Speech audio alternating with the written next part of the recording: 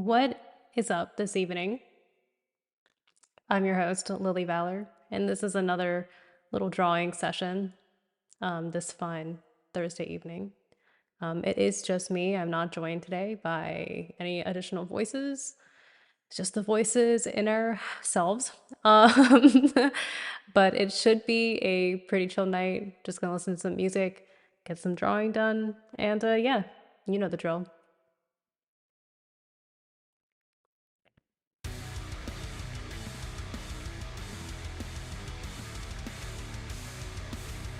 The lurk is, of course, appreciated 2 frames. And also, you may have noticed that I have a new thumbnail today. You know, just a little something. Switch it up a little bit once in a while.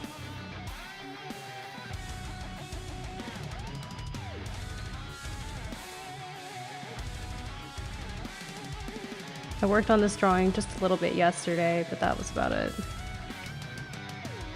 Since the last time, at least, that I streamed. So, doesn't look too much different.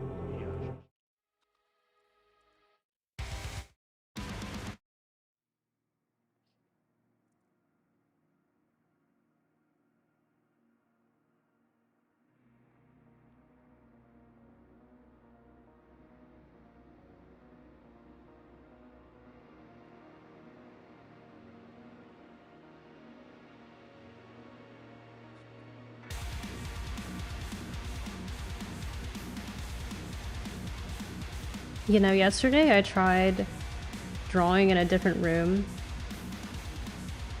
like at a different table, just to switch up the vibes and like, I don't know, try a different environment.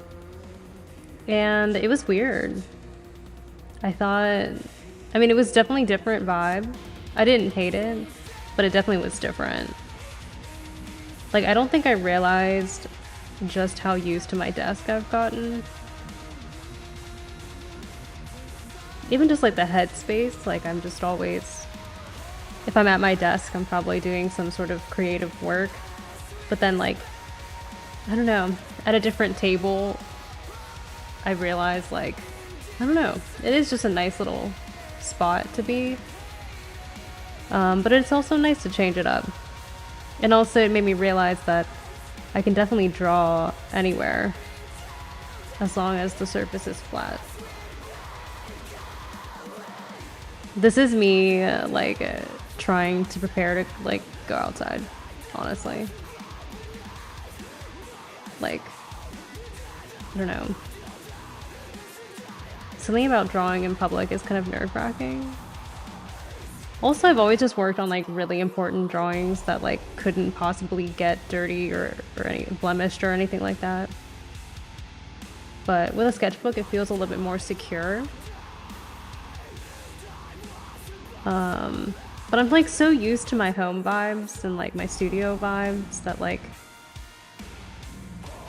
you know, it's kind of hard to beat that energy. But it's also nice to go outside. Anyway. I don't know, it was different. It was different enough that it was like refreshing.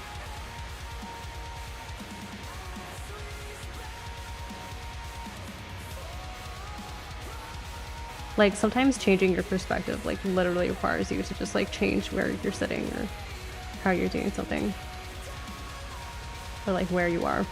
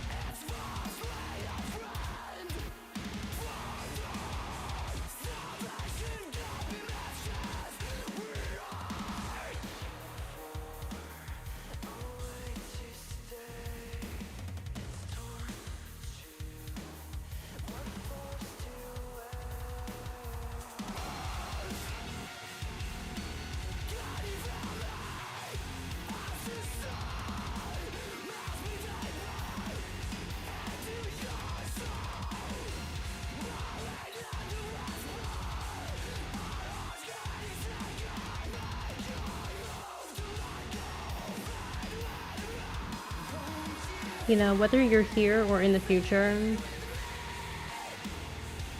if there is something you've been putting off for a while, or just like wanted to sit down and finally get to do, that would be a pretty good time for that.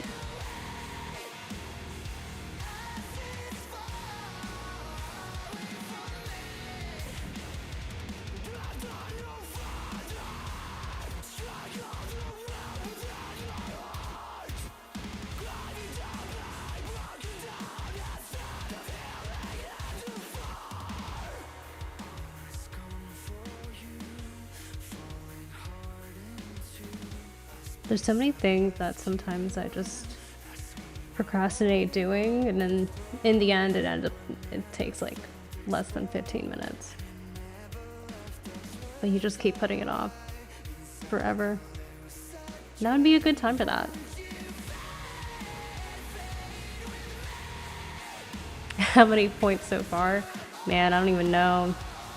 I don't know.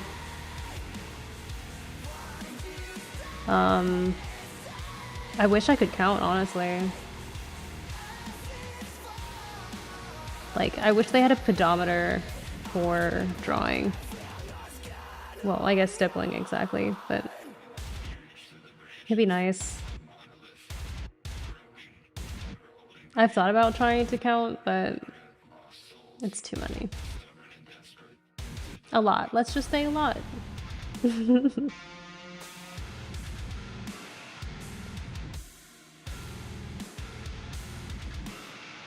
It's gotta be at least like, I don't know. I've definitely broken like several hundred by now. I have to.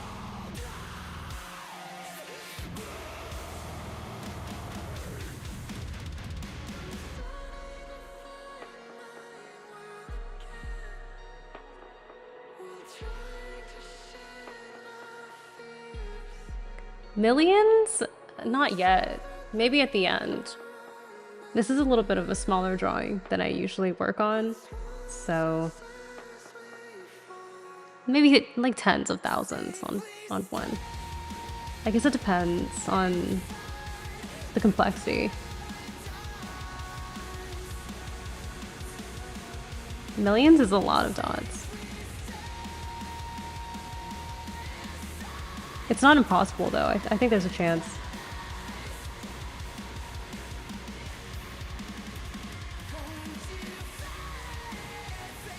There should be like a wire or something I can hook my pen up to, and it could just count for me. If someone feels like programming that, feel free. I would love to know. That probably exists somewhere.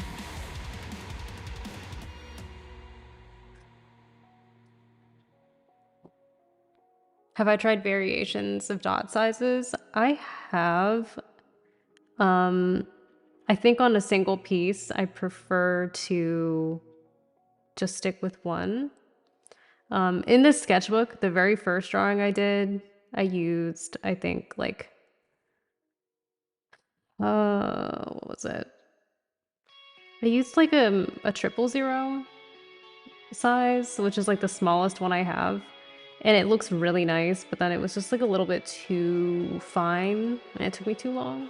And then the one after that I used a 0, and I think that was a little bit too heavy for this particular paper.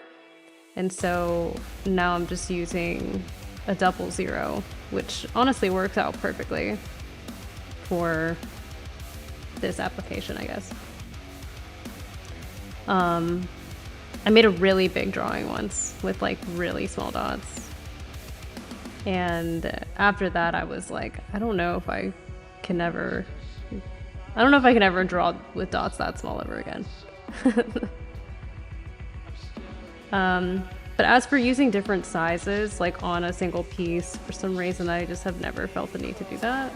Or like, I never really felt like I wanted to. I probably could, or maybe should.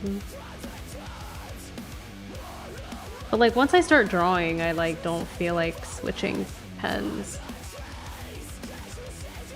Like I'd rather just have my one and then just, I don't know, just stick to that one.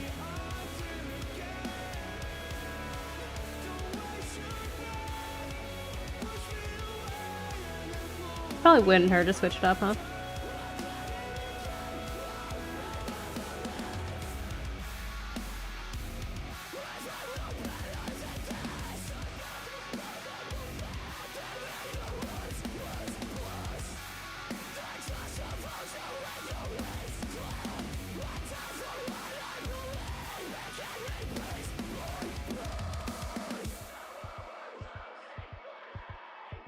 I wonder if tattoo inkers can do similar. I think they can. It's pretty similar, like, I guess stylistically. And you also have to have really steady hands for that profession, I mean.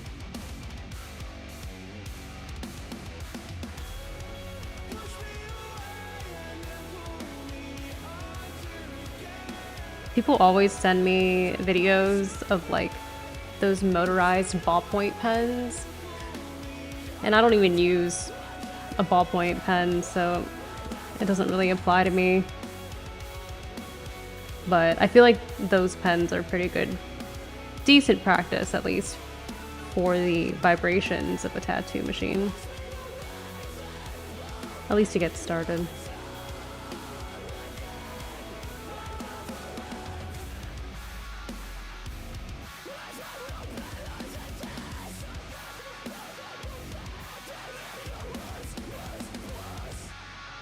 I think I'd like to try tattooing someday, if the opportunity comes up, or the moment feels right.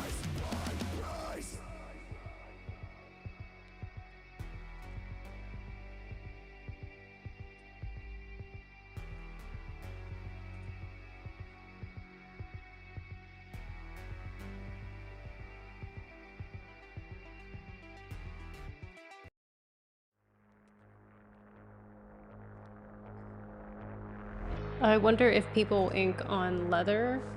I think I have seen someone do that on Instagram. Or like, I think they like tattooed their couch, if I remember correctly. And it honestly looked pretty cool. Yeah, I don't know. That's kind of awesome. That'd be cool on like a bag or something though. Also, hey Rancher, it's therapeutic this way. Yeah. I never thought heavy metal would feel a bit relaxing. That's what I'm saying. It's pretty chill time. To me, it's chill. I know not everyone thinks it's chill, but it can be if you just like let it in. Yo, yo, yo, small gillers. Welcome to the stream.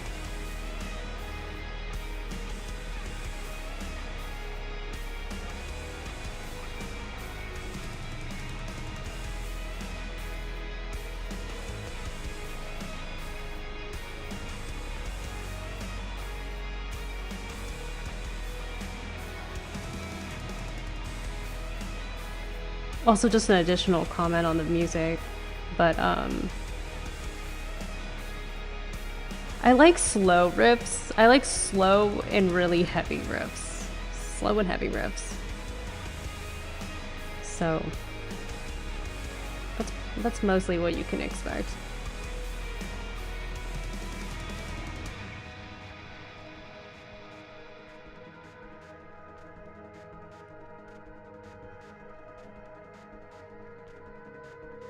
Maybe it's the low volume. Yeah. Well, it's a little higher on my end, but I have it turned a little lower for the stream, so hopefully it's a good balance.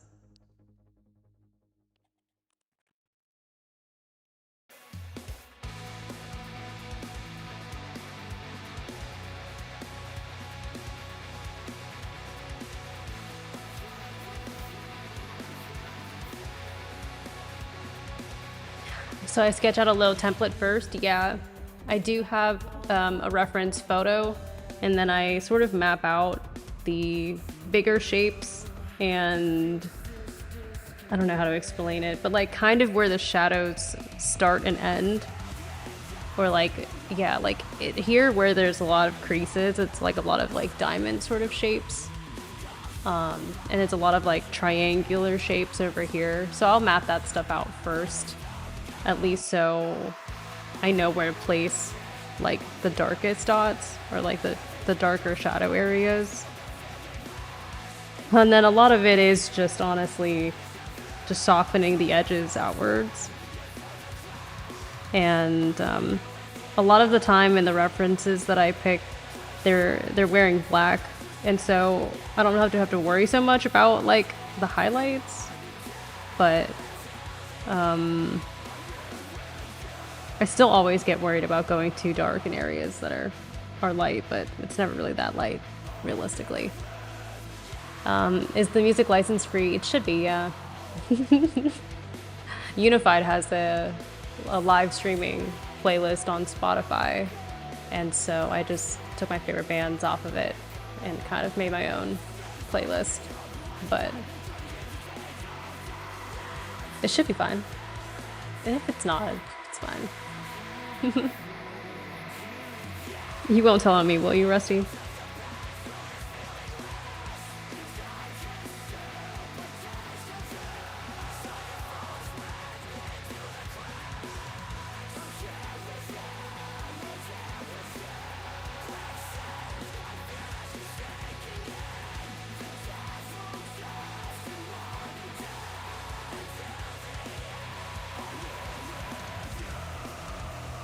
These smaller pieces that were really nice as like practice in a way.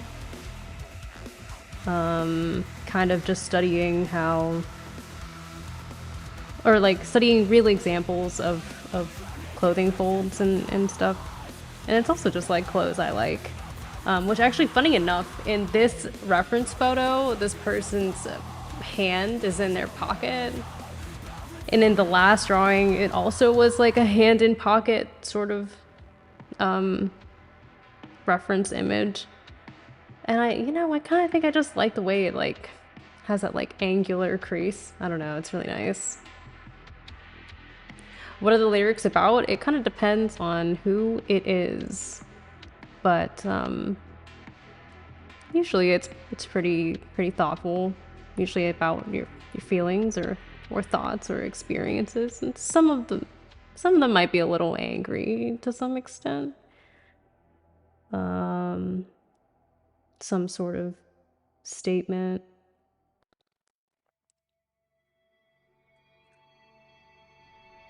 But I think we would find upon closer inspection that we can probably relate to a lot of lyrics in metal bands, and people just don't realize it.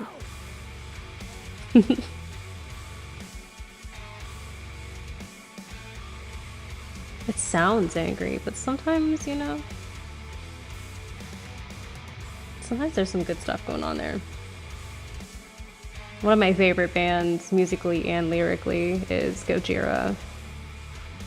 But they have really deep lyrics. And incredible riffs.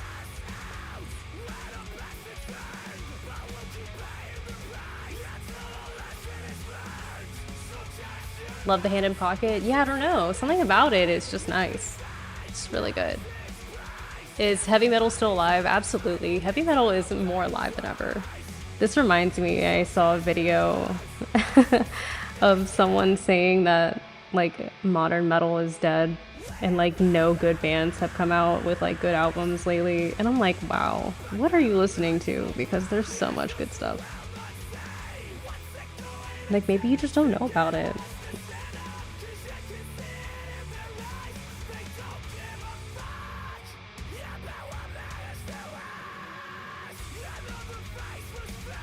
Also, was that just like a roundabout way of asking for recommendations?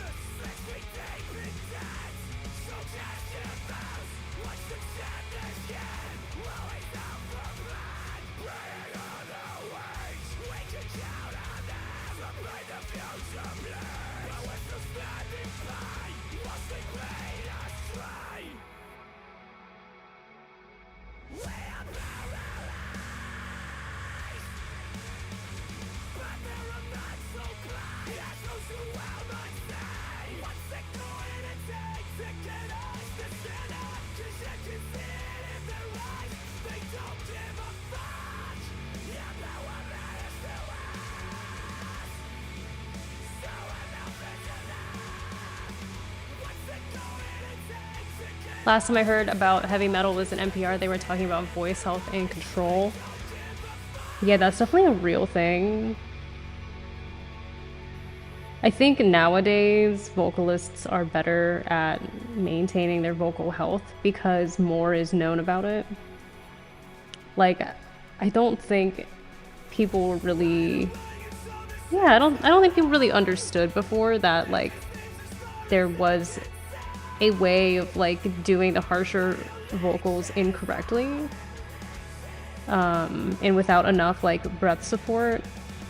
I don't know, like, singing or screaming is just like any other profession where you do have to take it really seriously. And there's obviously, like, techniques to reduce the damage. But I don't think we always knew about that. So it's good that, like, these days I think vocalists have more resources and there's more research to help them maintain their vocal health. Smalls is here for recommendations, and 2 Frames is here out of legal obligation. This is true. Well, Smalls, every song I send you is gonna be a recommendation. Oh, there's so many good bands though. Like, I could go on forever. Tippy Top is definitely Gojira. They just go so far back. They go way back, and they've never not been good. So it's just one of those bands where I'm like, you're just too consistent, too consistent to not have the top spot.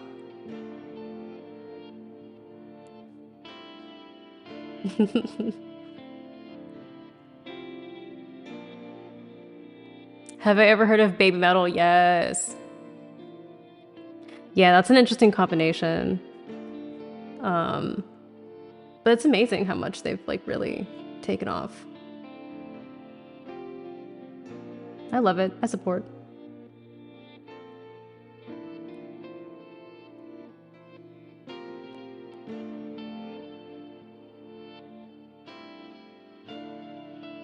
Bring Me the Horizon is another band that's up there that's been around for a while and is also very consistent. They did a collab with Baby Metal, if you haven't heard.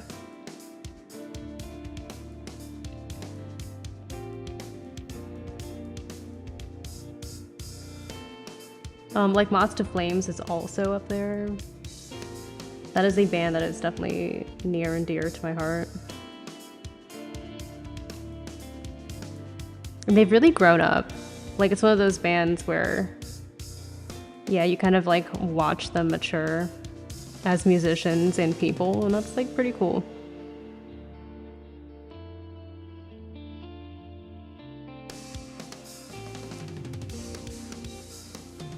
I don't know what Lily is saying, but I assume it's good things about me. Yeah, sure. Sure it is.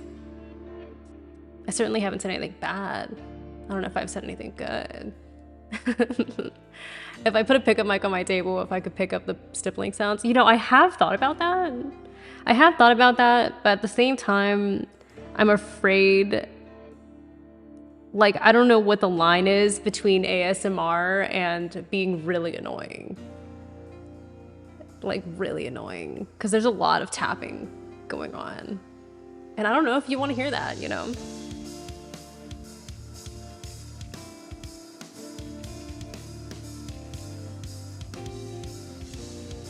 It would sound kind of like a woodpecker, I think. Like, is that a vibe? I don't know. You tell me.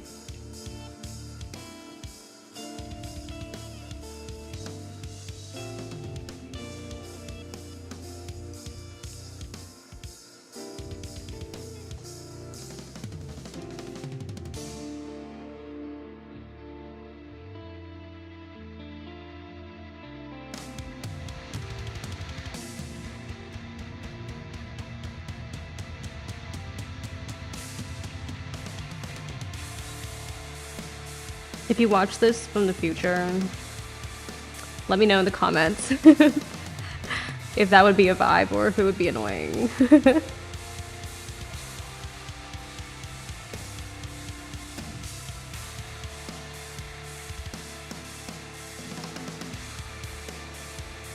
Maybe it'd be like rain on a window, right? Like a pit pattering of drops. That sounds like way more soothing.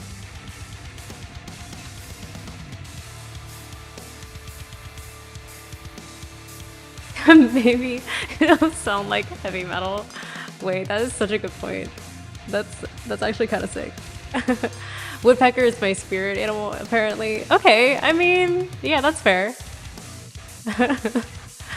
I used an old school printer for the sound effects. Ooh. Yeah, we're bringing it way back now. Forget modern metal. We're going back to old school printers.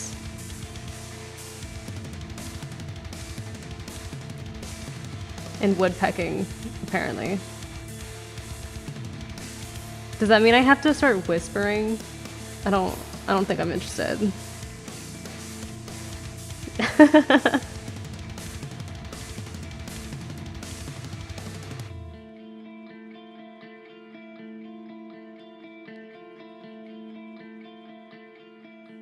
Hey guys. Tap tap tap tap tap tap tap tap tap.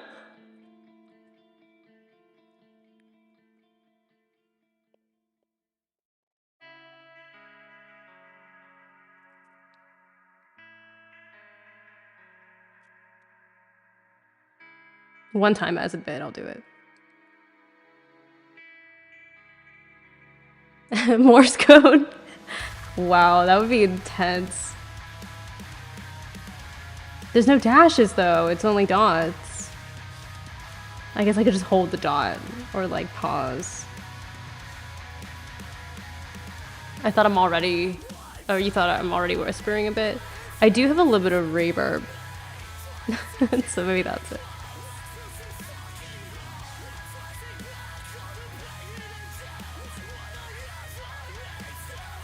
A little reverb as a garnish.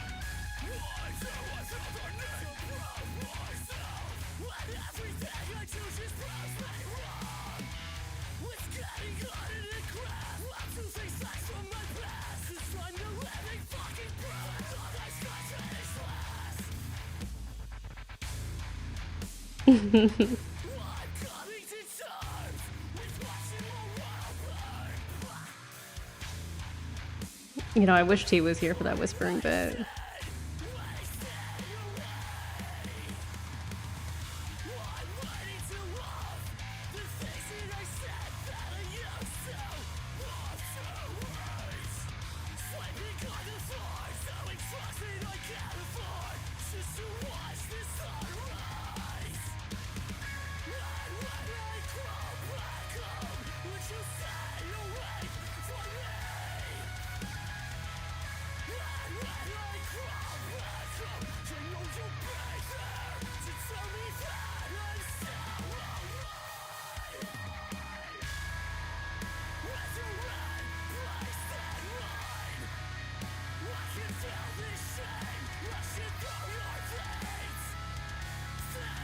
Woodpeckers have a tongue that wraps around its skull and embraces its skull and brain from the vicious pecks. Oh, that means it's the ultimate headbanger. Wow. Actually, I feel like I have seen like a diagram or something of that. That makes so much sense though, because like, how would you not give yourself a headache? But also that's metal AF. That's pretty sick, actually. Also, Smalls, is there lore behind this being your spirit animal, or is this something that was just like bestowed upon you? Like, did you choose that? I guess you don't always choose. Woodpecker is the reason why I have a woodpecker. It's my other name. I figured. But yeah. Oh, there's lore. Okay, do tell. I'm curious. I want to know.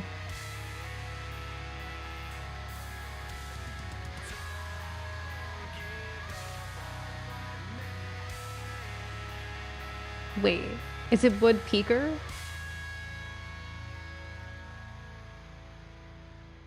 Do I sell my work? I want to say technically yes.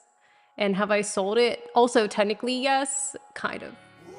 Like, I haven't sold my original pieces. Oh, wait, yes, I have. I lied. I'm so sorry. I've sold a few small pieces that are originals, but mostly it was commissions. People definitely like commissions. Yeah. But I think as for my like more fashion oriented work, I want to say no.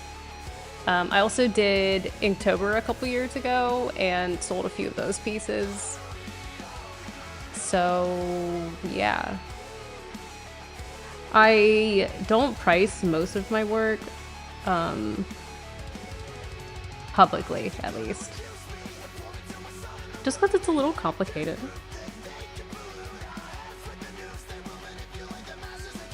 I also constantly go back and forth on whether to make prints. Sometimes I'm like, yeah, I'm totally gonna do that. And other times I'm like, I just don't. I'd rather just sell the real deal.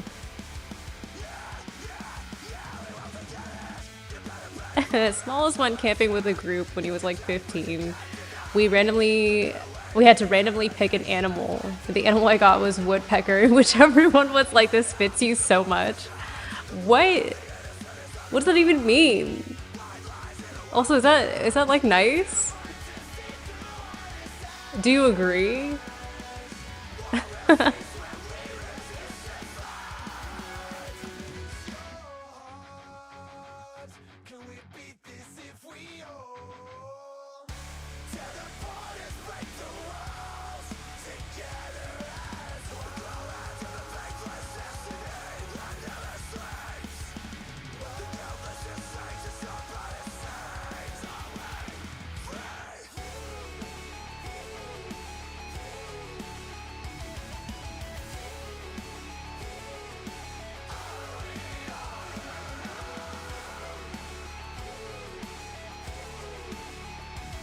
The reason why I have woodpecker is because I was bad at English at the time. So this is actually a typo I decided to keep. Wow, that's actually interesting lore for sure. I kind of love it. I don't know. I think it's like a combination of like woodpecker, but also like you're at your peak. Like you're the top tier editor out here. So like I think it works well for you. I think it was a good happy accident, let's say. I think of sand dunes with pointillism. Yeah, actually, I agree. I feel like I've described it like that somewhere before, maybe in my journal. But it is nice. It is like grains of sand and it feels soft in that way. And it's also a reminder of the passage of time because it takes so fucking long. I drew an hourglass like many years ago, and I was like, wow, I'm literally drawing every single granule of sand.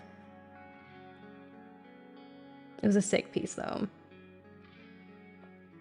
I did this like series of massive cards. Like it was these huge, like, I don't know, it must have been like, oh man, I forget the sizing. A2 maybe? It must have been an A2 canvas paper. But I did a royal flush. So it was 10 jack, queen, king, ace. And the ace was an hourglass. Super sick.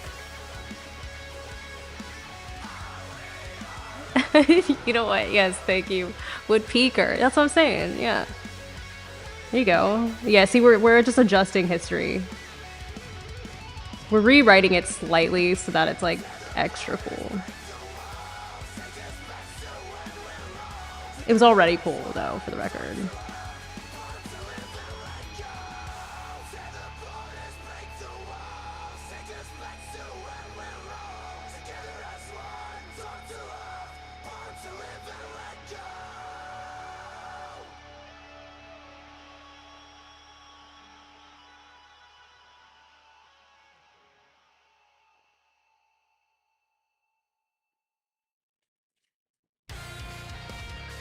Crazy, I never thought of that.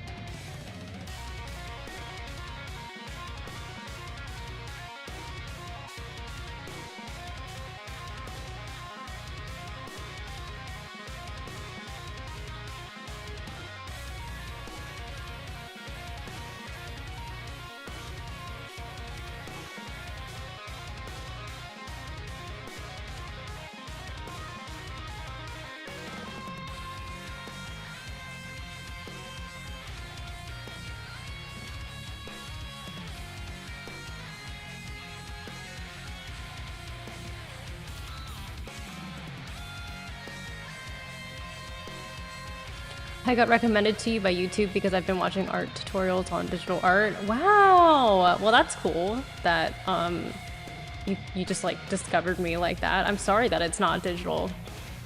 That's what you were looking for, and that's definitely not what I've got going on. But, you know, that's still cool. Great and unique art. Thanks, Smalls.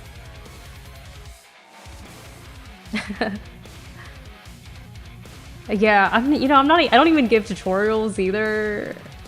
Like, honestly, I don't even fit that search criteria. I hope you're not disappointed.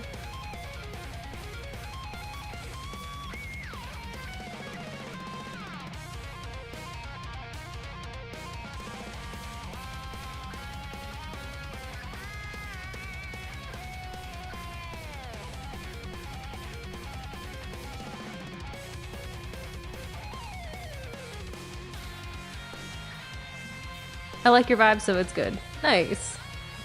Well, you know, sometimes that's all that matters. Just the vibes. You know, it's a weird vibe, but it's a vibe. Carefully curated. And a little weird.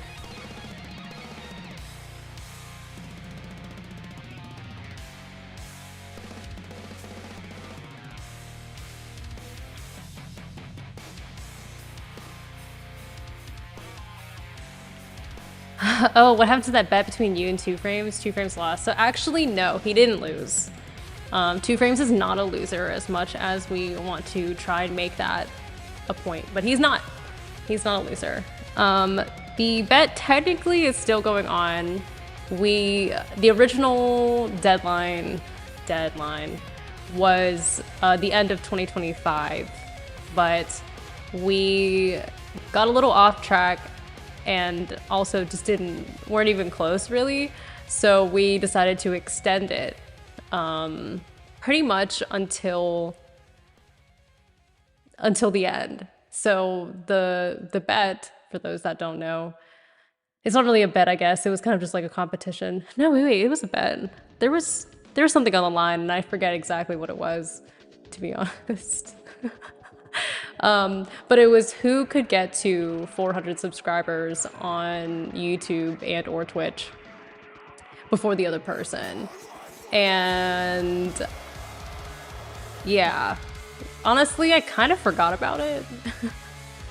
But again, neither of us came close. And so we've extended it to just whoever gets there first wins. And we also added T to the mix. Or she agreed to join our little competition. Magnus gotta step his game up. Yeah, he's been slacking. He's been slacking. But you know, I also gotta step my game up. So, you know, this is one of those moments where I'm gonna just focus on myself and do my best. Yeah.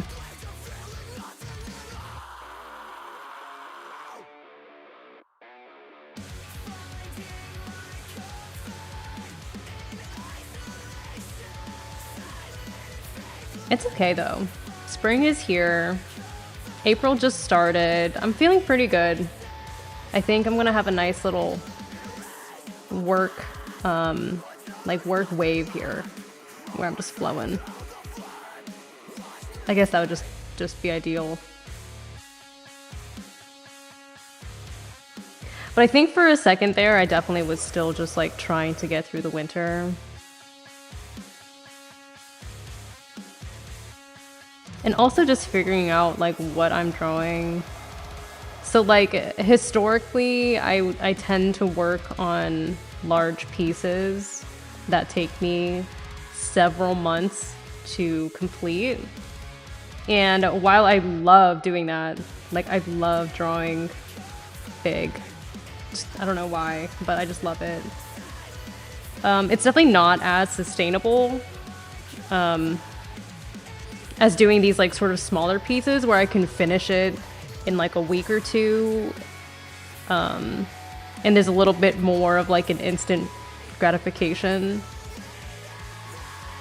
Where was I going with this?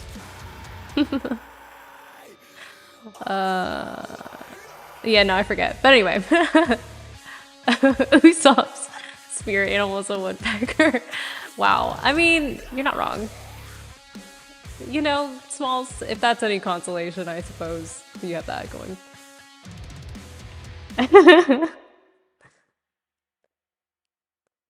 You know, working with what you got.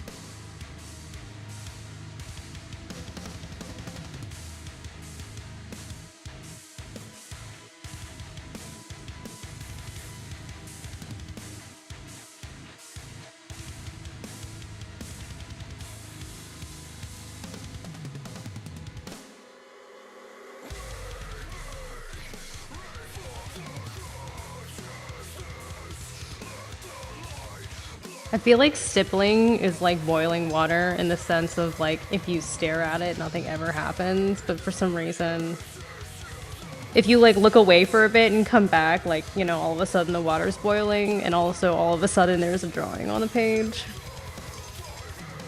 But like the moment to moment progress is like so slow that it feels like nothing's happening. I also need to get in the habit of like looking back at the beginning of the stream once I end the stream so I can actually see what I did and then feel good about it. I do be loving the small pieces of art. Yeah, honestly, it's definitely more manageable and just happens faster. Like it is still magical to see it like come to life. I think with the bigger pieces, I can just like really get in the nitty gritty of the details, which I love, but I don't know. The overall look is just way faster when it's smaller. I wish I had the patience and skill to do something like this. Definitely takes a lot of patience. Skill just takes practice, but the patience you definitely have to really tap in. Really tap in. I don't think I was always like that though. Like, I think when I first started drawing more seriously, the patience was something I needed to actively work on. Which is hard anyway. Anytime you start something new that like you aren't used to doing, it's hard. And it's easy to get frustrated. But at some point I think I recognized that the patience was something that I sort of lacked, and so a lot of my practice was spent trying to just overcome that inside. Or else, yeah, I don't know. It's easy to become impatient. Have you done color pointillism with color induction, brain doing the color interpretation? I know what you're talking about, but no, I have never tried that. For some reason, honestly, I have never stippled with anything except black.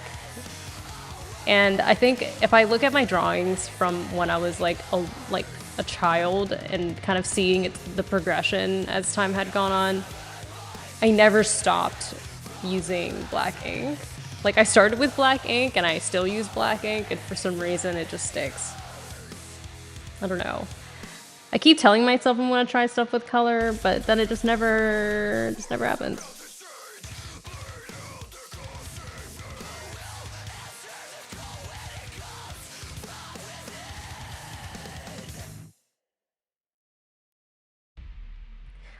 I don't know. I'm not a colorful gal in that way.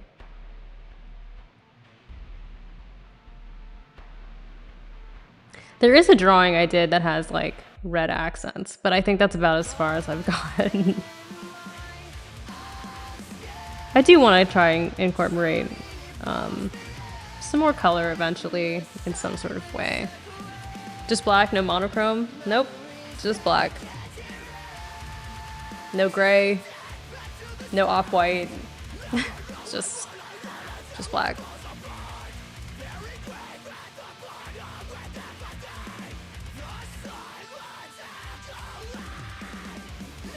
I think in that sense, that's where I got a lot of inspiration from tattoo art. Like when I first started drawing, it was just with a pencil, and I think at some point, maybe like my late teenage years, I wanted to, like low-key, I wanted to be a tattoo artist. Or at least like I knew a lot of tattoo artists and I always thought it was really cool. And so then I was like, ooh, you know, I kind of want that. And so then I started drawing with ink. I think that was whenever I first started drawing with ink, like using like microns and stuff. And I would do tattoos for a little bit. Or I would just do like tattoo styled sort of drawings. Like in an old sketchbook. And there's been a few times where I've designed tattoos for people and then like they went and got it, which is crazy. But honestly, it's kind of like not my favorite thing to do. And so then I think at some point I switched over to kind of doing, I don't know, like more artsy pieces, I guess, like less tattoo-y kind of drawings and more just like artsy, creative, just something in my brain kind of vibe. And then ever since that, I've kind of just been on that path. And I did clothes and stuff for a while. So like I stopped drawing for several years and went down like sort of like clothing brand sort of path, like streetwear and like modeling. And that was really cool and fun. And then at some point, honestly, I think when COVID happened, right before COVID happened, I started getting back into drawing.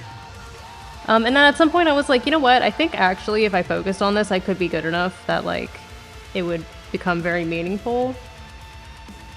And it was at that point that I started taking it more seriously and like learning proper technique and terms and just having a different mindset about it. And here we are. It is an aesthetic, yes. Are you wrapping your pen with a special ergonomic gripper thingy? Yes, it is indeed a special ergonomic gripper thing. Because it hurts to honestly like hold the pen without it for like a long period of time. Like this honestly just makes it softer and it's like a nice like, I don't know, it's more rounded so it like fits in like your hand better. I don't know, if you're gonna be drawing for a long time, like it's gonna catch up, so you might as well just help yourself out.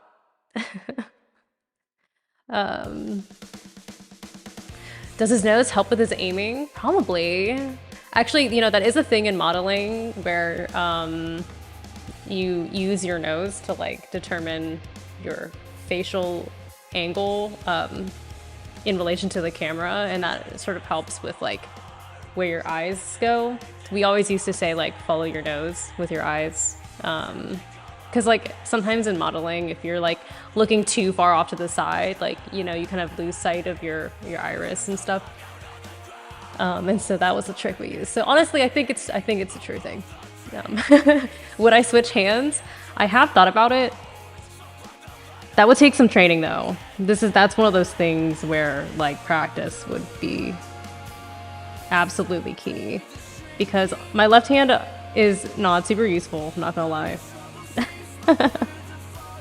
My left hand is just here for balance. It's not really good at much else for some reason, which, you know, contractually I'm not allowed to do anything, no extreme sports or anything like that, or activities that could involve like hurting my hands.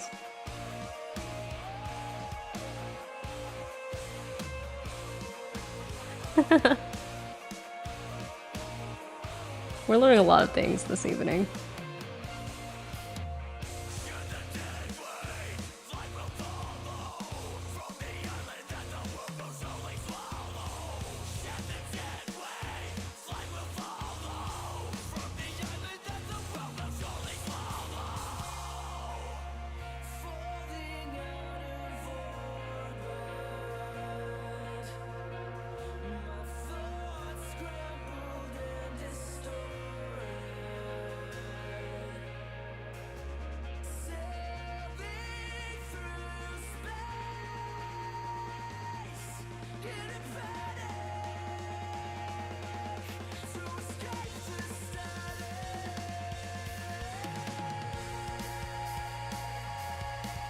You know, occasionally I do consider learning to stipple with my left hand so that I could just use both hands at the same time, and like maybe that would save me at least a few hours, right? Like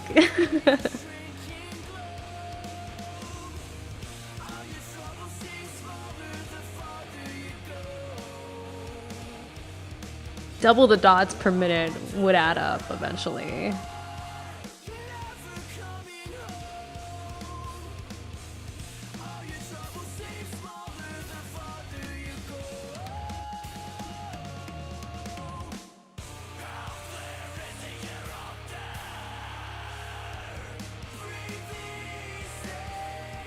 Can I feel my hand getting tired? I cannot anymore, actually. Honestly, I think I've built enough endurance that I, like, don't feel it. She's been doing this for so long, she doesn't feel pain anymore.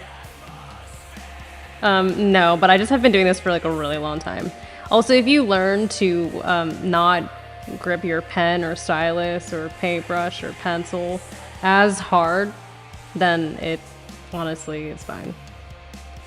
Which is why the grippy thing comes in handy. Because otherwise you put like I don't know, a lot of people like put a death grip on their pens. And it's like, hey man, you don't gotta grip it so hard.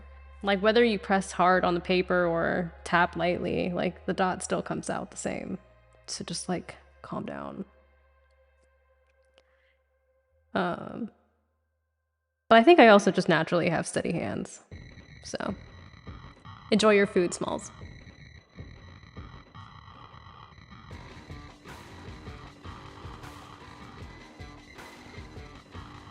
Alias.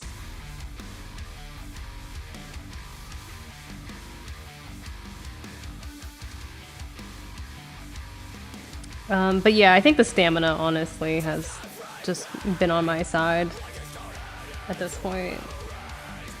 When I first started, like, stippling with a more serious mindset, I would keep track of my hours just to, like, make sure I was getting time in, like, meaningful time in practice. Nowadays, I don't know. I wake up, draw, sleep, draw, eat, draw. So it becomes much easier now. But in the beginning, I could only draw for I don't know, maybe an hour, 2 hours at most, like at a time. And now I can usually hit 5 or 6 hours without, I don't know, feeling too awful in the end.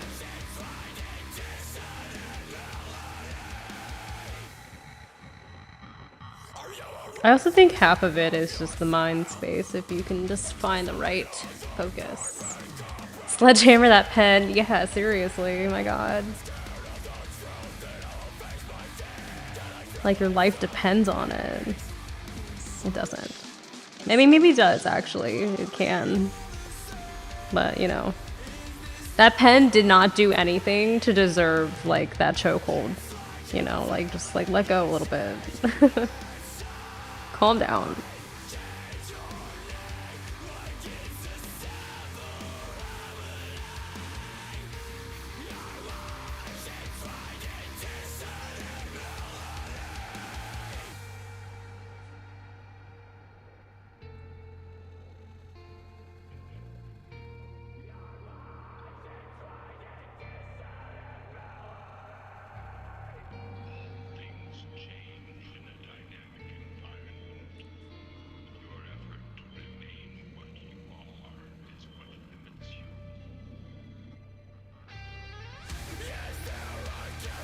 It is looking fantastic. Thank you very much, Rusty. How does Twitch compare to YouTube? I have not streamed on Twitch in a long time, but I feel like Twitch definitely has more digital artists, I think. I have tried to like creep on the art category for research purposes, you know? And a lot of it is digital. Which is fine. There's obviously nothing wrong with that, but like I don't really fit there exactly. And also I think Twitch is very streamer oriented. Like it's really important that you are like live often. And I also think there's some sort of like entertainment expectation to some extent. Whereas I think on YouTube, maybe it's catching up, but I do think YouTube is more geared towards like standalone videos that aren't necessarily live, right? Like if you go on Twitch, like you can expect that people are gonna be alive, Jesus. You can expect that people are going to be live streaming on Twitch, but on YouTube, it's like, you know, mainly videos that have been created and then posted and live there forever. And the YouTube Live, I think, is not as robust as it is on Twitch. But personally, I like streaming on YouTube. I like that the video remains on my page forever, unless I take it down, of course. And I think it is less dependent on like the person being live at all times, and you can just kind of have standalone videos. Which I think is, you know, what I'd like to do at some point here. Like I think eventually I would like to, you know, not necessarily stray away from live streaming, but like I would like to add more standalone videos like on my channel. I just haven't made them yet.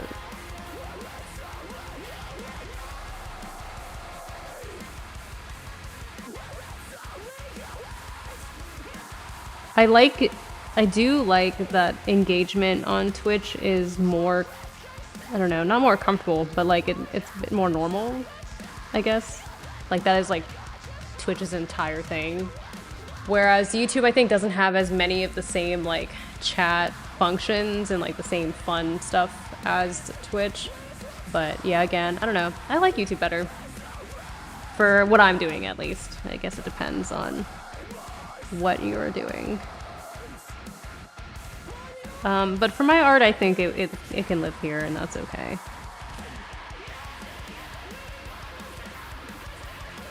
You know, I'm an artist. I'm not necessarily trying to be like Lily Valour the streamer. If that were to happen, that's fine, but not exactly my prioritized focus.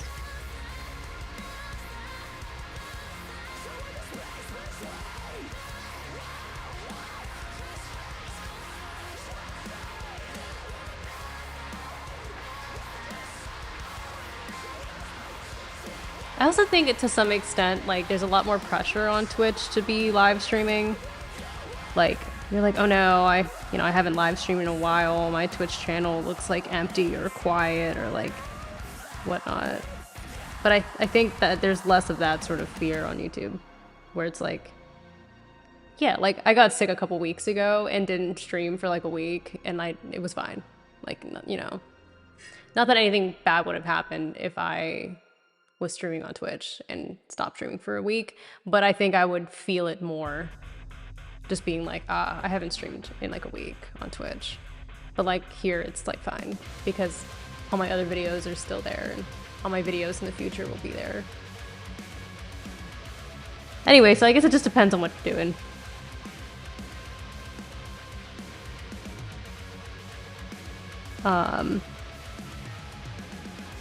But Twitch has a lot of great setups. Like people really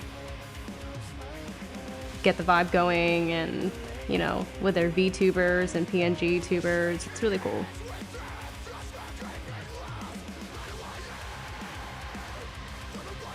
I used to watch some gaming streams like way back. And like those were fun. I don't know. I think it just depends on, I guess, the audience and the type of people that you're looking to connect with. But I wouldn't say I have like the most like, I don't know. I don't have the most streamery personality, I guess, or like I don't feel like I do. But now everything I watch on Twitch basically are my friends.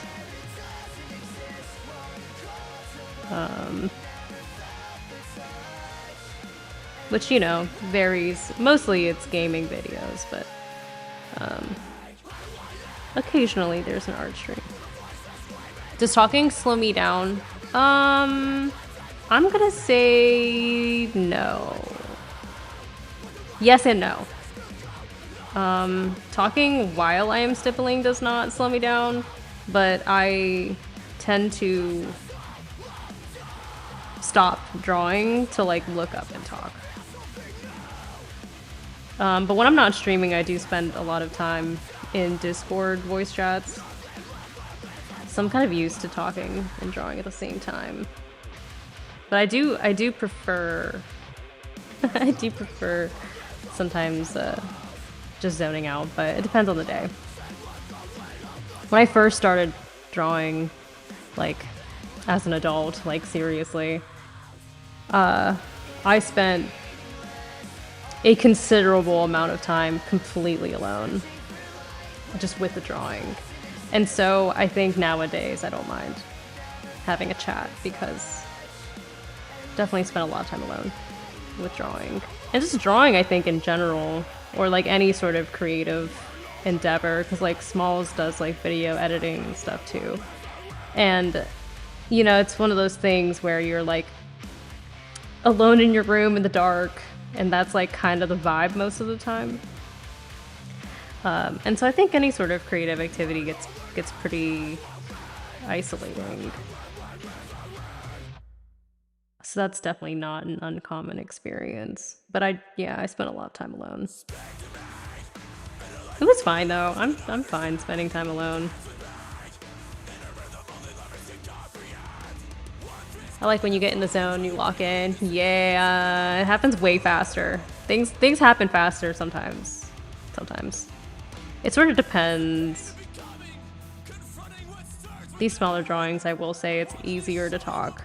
But whenever I was working on like my big masterpieces, I was honestly afraid to like breathe on it.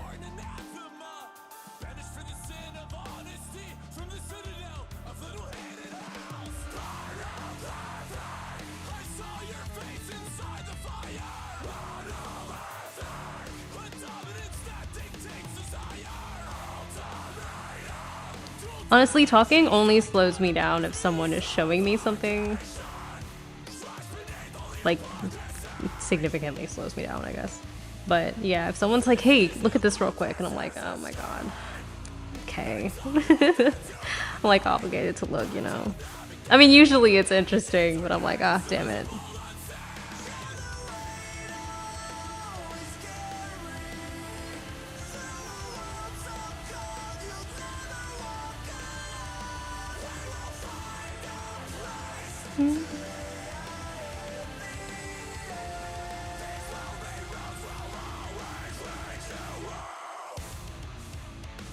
Do people ask you to gift them your work? Sometimes, yes. Not recently, but it has happened before. Everyone wants free stuff, no matter what you do. So even if you're not an artist, if you knitted scarves, somebody somewhere is gonna ask you for a free scarf. Or like mittens or whatever. Like, if you make stuff, no matter what the stuff is, people will always ask you for free things. But I have gifted my art to people quite a lot. I think it's also just cute. Yeah. I drew a scene from Howl's Moving Castle once for a friend's housewarming gift. And that honestly was one of my favorite pieces. There was a lot of like clouds in it, and yeah, I don't know, it was just lovely. I really enjoyed doing those clouds. I liked it a lot more than I thought. I've also done a lot of pet portraits, which, you know, isn't my favorite thing, but it's fine. There's just a lot of pressure with those. But, you know, I'll do them.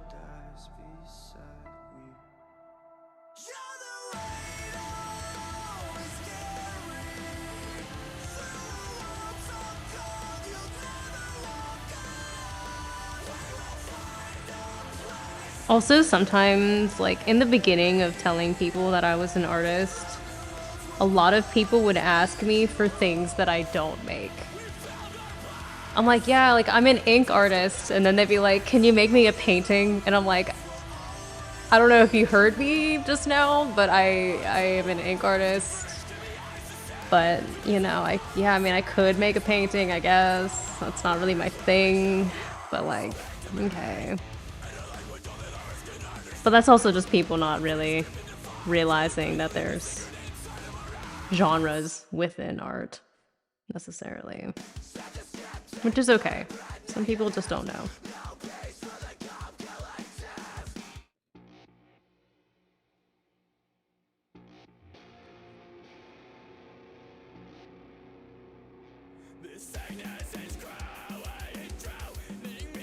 I do wish sometimes that I had more confidence in like just gifting people things straight up.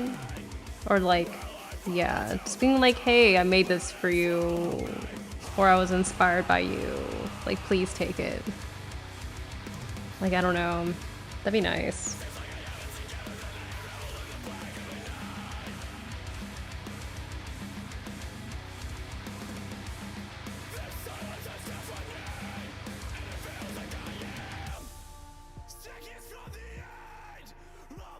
I think at times it's hard to believe that like somebody wants it, you know? Like, is it good enough? Of course it's good enough. And a lot of times people do want it and don't say anything. I don't know. It's hard to gauge people's feelings.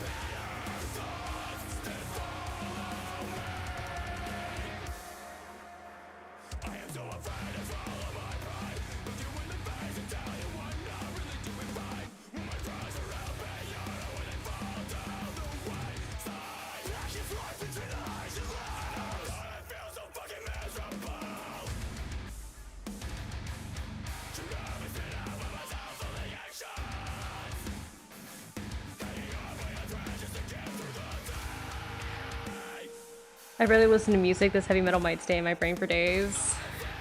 Every day, baby. Metal for life.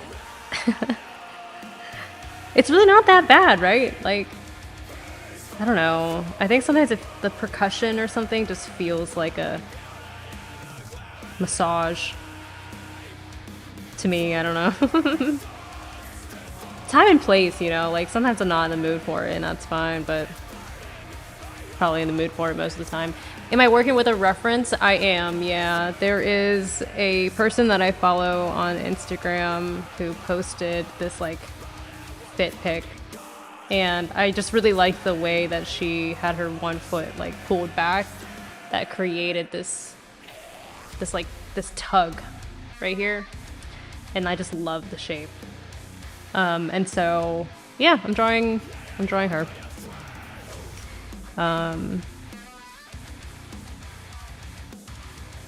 Just somebody I follow on Instagram who posts a lot of like fashion stuff.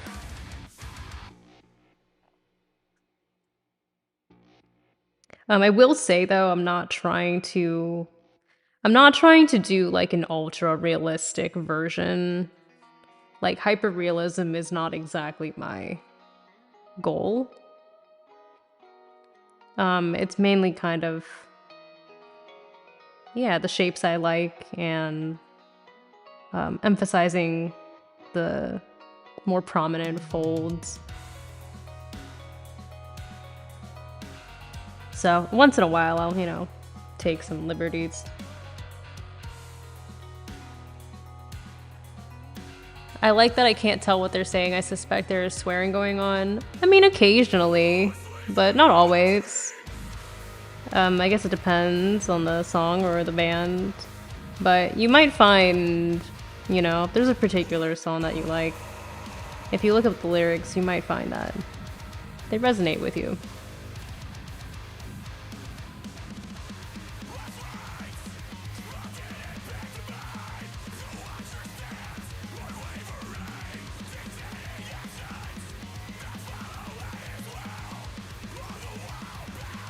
I agree though, sometimes it's nice that you can't tell what they're saying. Like, to me, the voices are just an additional layer of percussion.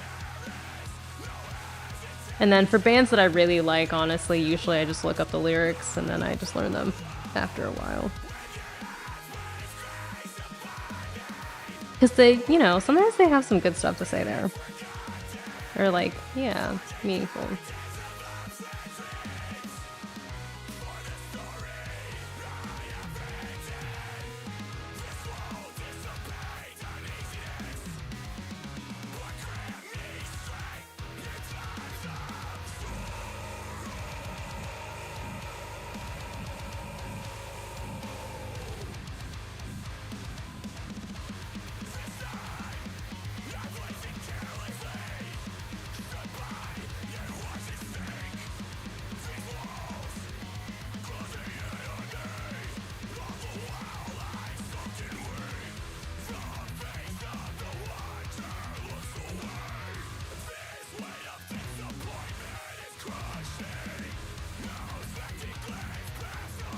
Have you gone to heavy metal live shows? If so, do you wear ear protection? Yes and yes.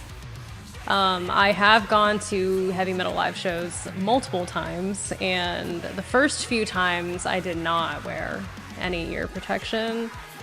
Honestly, I think I just didn't know, or like didn't think I needed to. Like, I remember people mentioning it, but I was like, you know, that's not cool. Like, I'm not gonna do that. It is loud.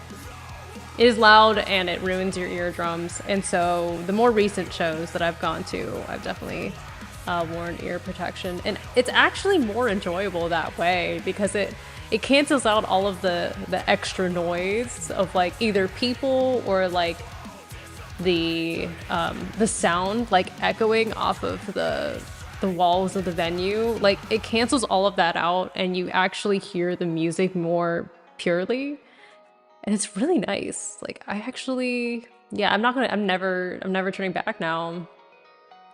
But most recently, we went and saw Imminent, and they were really good. They were really good live. I mean, they're just really good in general, but they have a great live performance. There are a bunch of like theater kids too, I'm pretty sure, and so they the production quality is very good. Who else did we see? I've seen Wage War, like Moths to Flames, The Plot in You, We Came as Romans, Thyarda's Murder. Thyarda's Murder was like real freaking loud. That one I should have worn ear protection and I didn't. But that was, I mean, that was so much fun. That was one of the most fun shows.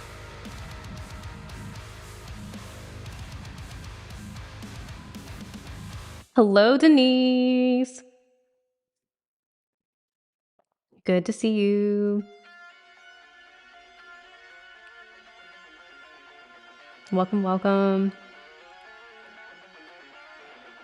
Like Moths to Flames is on, so you know, we're vibing. Blue Man Group was surprisingly amazing and fun. I did see them too, many years ago. Honestly, I think you just like brought up a core memory I forgot about. Yeah, I saw them in New York once. That was definitely an interesting show. Definitely an interesting situation. They have great percussion though. I love percussion. I don't know. Something about the drums. Art is looking great. Thank you. Thank you very much. Trying to make some good progress here. You know, I finished one, on to the next. I need to start making a queue of drawings. I kind of just like, once I finish one, I sort of just like sit there and kind of feel out what's coming next. I don't really plan ahead that well.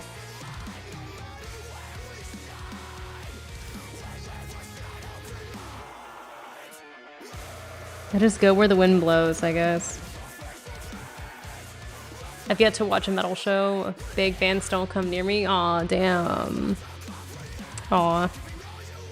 We like so many of the same bands too. Like, I want you to go. You have to experience it at least once.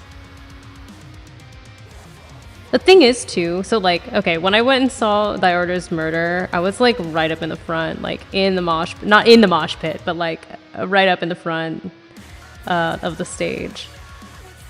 And the energy is just crazy, dude. And then whenever we went and saw Imminence, we got balcony seats. And that actually, like, you know, before I used to be like, no, you gotta be like down in there in the pit, get the full vibe, like have the singers like sweat, you know, like splash on you. But like sitting in the balcony is such a vibe because there's none of like, you don't have to fear anyone bumping into you or like getting hurt, and you can just see and hear everything so great. It's just nice. As a kid, I remember seeing Kiss and got scared. As a kid, I thought Kiss was so heavy. Honestly, though, yeah, that makes sense. Yeah, I mean, me too. I mean, also the, you know, all the face makeup and stuff. It felt really, like, metal-y, and I was like, ooh, that's different. As a percussionist, I always recommend it to other percussionists to see the Blue Man Group. Yeah, for sure. Ooh, I didn't know you were a percussionist, though. That's pretty cool. That explains why. That explains why you get it.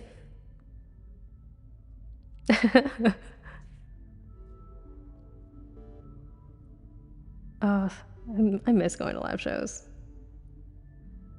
There was this one venue that was near me that was like, oh, that place was like near and dear to me, but they closed after COVID, which was really unfortunate.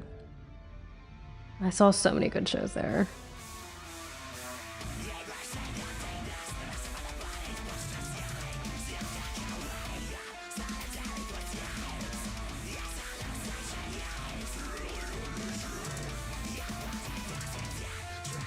There's Gojira, which is very heavy, and they look like average uncles. Oh my god, that is so true. Did you see their recent post They're like throwback photos. I was like, you guys look so baby here.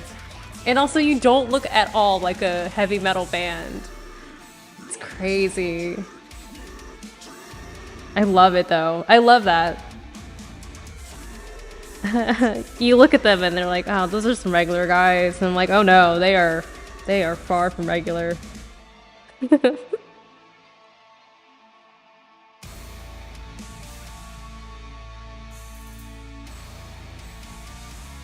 They were wearing like blazers and like regular jackets. I'm like, what are you guys doing?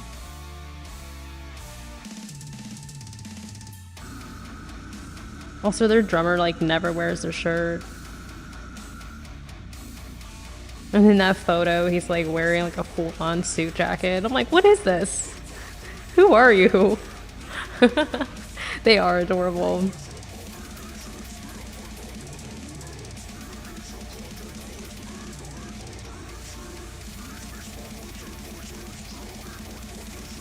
Oh, I'm sorry, Kardashev. Oh my god. Not right now. Any women doing heavy metal? Oh yeah, dude. Check out Ginger. One of my favorites.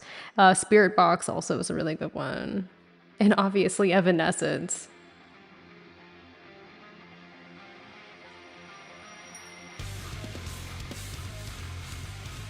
But if you end up, you know, liking Gojira, you probably also like Ginger. Jinjer. She's so badass. It's like honestly insane. Oh, Hailstorm's a good one too, yeah. Doesn't know the concept of shirts.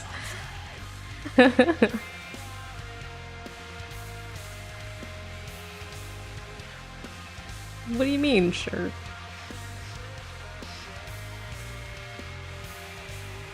Rancher, do you have any input on that as a percussionist yourself? Is that do clothes just get in the way, like your sleeves or whatever? Just, or is it just like a workout and like it's just hot and tiring? Like, is there psychology behind that or?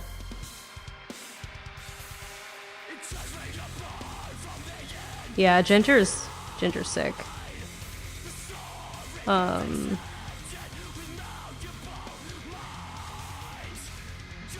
You know, there's probably so many more, but now that I'm in the moment, I, like, of course, can't think of anything. No. My poor brain.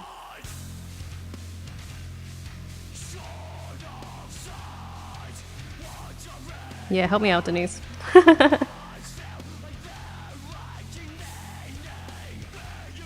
A Rancher wore a jacket once and my sticks kept getting caught in the sleeves. Okay, see, that makes sense.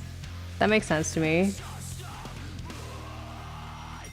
And also sometimes you gotta do a lot of like twisting or like going from one end of the set to the other. That like, or like crossing over. I don't know. I imagine it gets pretty annoying.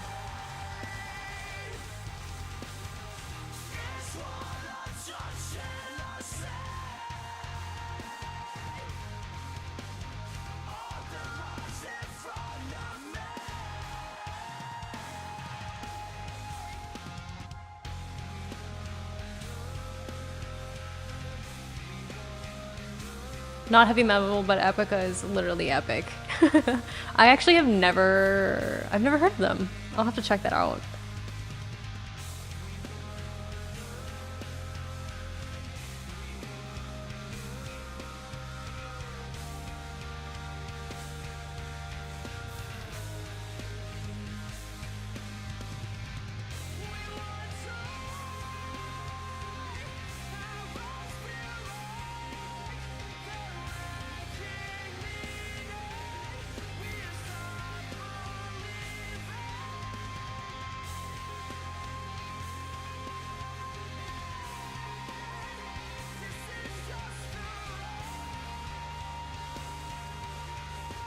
Welcome back, Smalls. Hope you enjoyed your meal. Do heavy metal percussionists work from sheet music at all? I would assume so. Rancher, maybe you can answer that one. I would assume you would need tabs just like anything else. Also, sometimes like metal drumming is pretty complicated at times. Like I'm sure they have to have something. Actually, I saw this like Instagram account that made like visualizations of drum riffs to kind of show you like the rhythmic breakdown.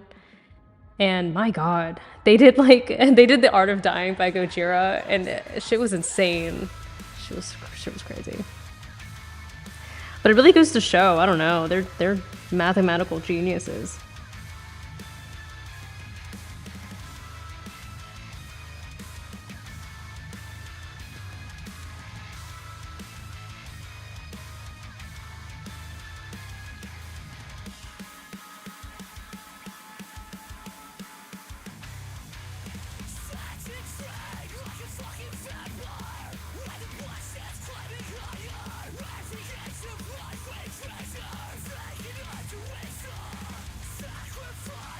Starting to get some voltage here, huh?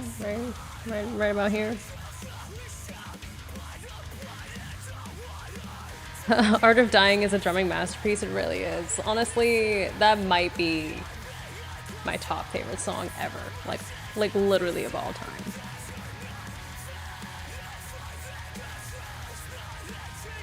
For drumming, please check out Leprous.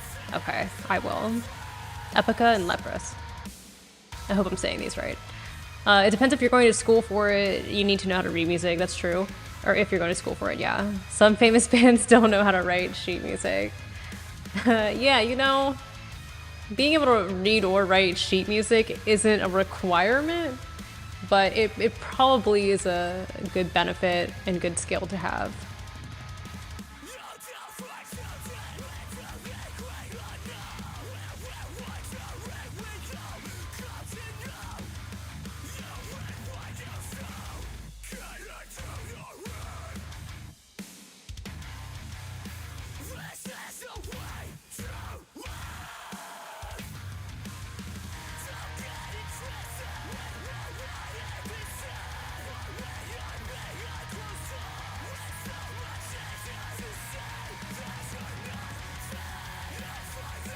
I love a good snare and hella double bass.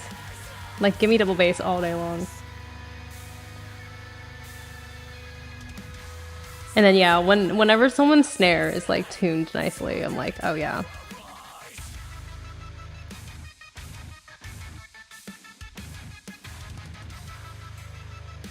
A good snare makes me want to like punch walls in the best way.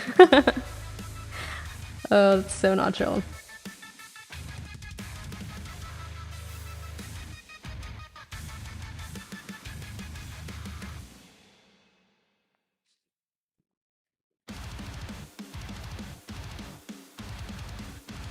That fashion piece has a Korean vibe to it. I can see it. I see it, yeah. I think a lot of the Korean sort of clothing has follows the natural shape of the body. Like there's not a lot of, yeah, I don't know, the draping is just really nice. And it sort of forms itself to the person wearing it, and I think that's really awesome. Who cares about a seam, you know?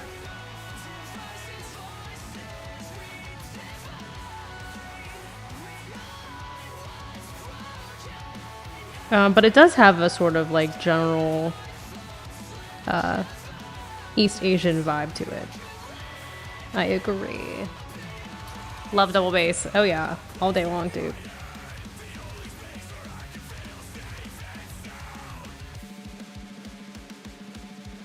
And I know I've said it before, but like, I also love a good chug.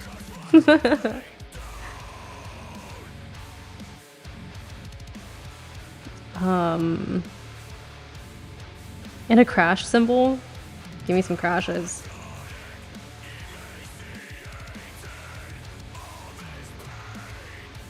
The only thing I don't like are blast beats, to be honest. It's all about if you got chops. What do you... I agree with you, though. I agree. But like, what do you consider to be like chops? Because for me, I just like, I love when a band like knows their vibe really well and like can settle into that groove. Like groovy metal. Fabric is one of those things I like to render, but I struggle to get it just right. I like to make it abstract RP. Yeah, it is hard. It is hard, I will say. It's hard, but like I never get tired of it.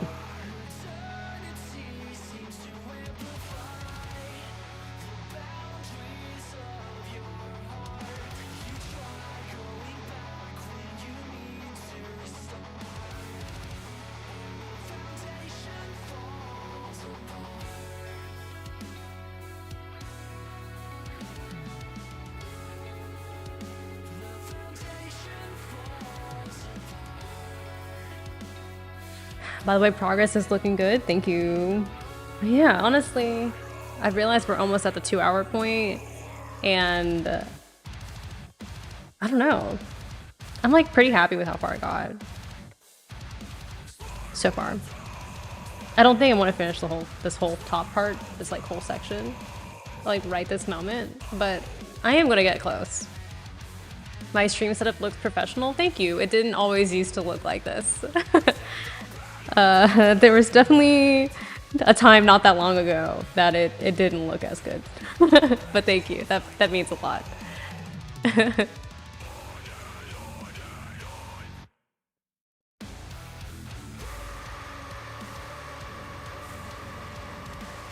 I imagine now an ocean in that style. I have zero patience for stippling. Okay, one time, maybe 2 times, I've drawn water or like an oceanic vibe.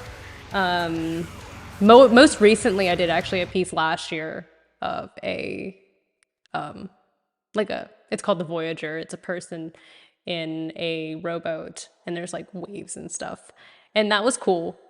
Actually, I've done a couple pieces with water now that I think about it. Anyway, so that was the most recent one, and I actually enjoyed that a lot. The one before that was like an Inktober piece, and I hated that one a little bit for some reason. I'm gonna find it. Hold on. It's really not that far back. If you look on Instagram, it's probably easier. There is a video of it on my YouTube channel also, but the quality is not perfect. And then I think one of my first commissions ever was someone wanting like a drawing of the earth from a distance. And I did these like little, I don't know how to describe it, but I did these like half circles, like semicircles as the ocean. And it was so tedious. Honestly, so many other things are really tedious to me except for fabric and folds. For some reason, this is the only thing that it's complicated but doesn't bother me. But yeah, stream has evolved for real. Yeah, it really has. Honestly, I don't know. I don't know what happened. I don't know, just figure it out after a while. Or maybe it's like, it's not the perfectionism, and I don't mean self-criticism in like a negative way, but like if you look back on, you know, things you've done or things you've made, like it is kind of nice to like sort of see how it could be better or different, and just learning new stuff. It is hard to learn new things, anything, art or not. But you know, if you just give yourself some time, you'll figure it out eventually. Holy shit, the feathers. Oh yeah, oh my god, you must be so far back if you're talking about feathers. Oh man. I will go back and like every single one of your 227 posts. Dude, there are so many posts in my archives that it's like a whole nother feed in there. But if you go back far enough, you will find my like pre-art, like modeling days. Whatever you see there, you know. I'm still just as cool. No, I'm kidding. But yeah, at some point you'll see like less and less art and you'll be like, oh my god, who is this person?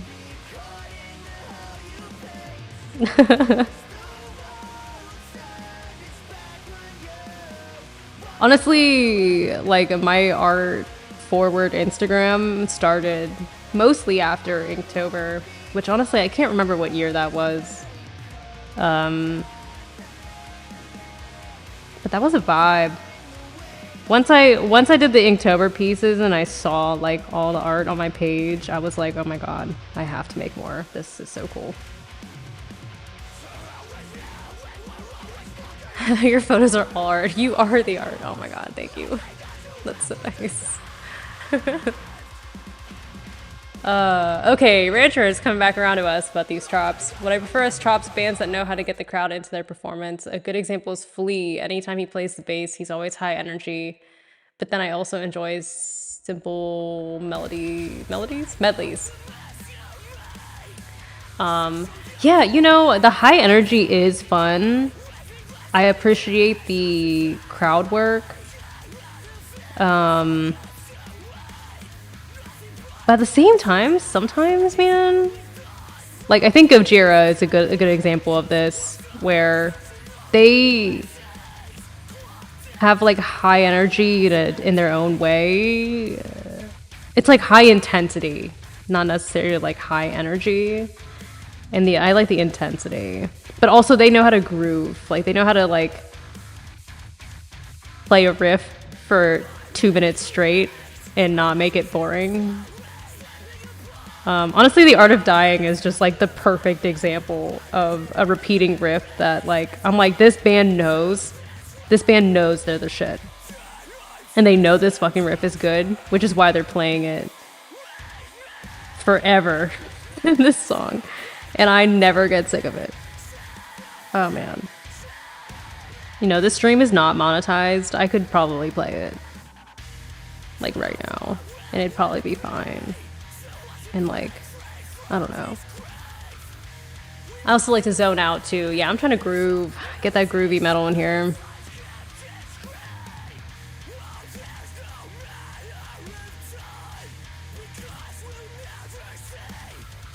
I also like when bands can incorporate other genres.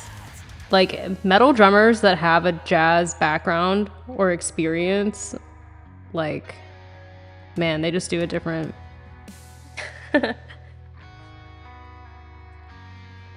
You know, occasionally I also like a good polyrhythm. I think it like, I don't know, polyrhythms are really nostalgic to me. When I was in high school, I had a band, like a little metal band, you know, as teenagers do.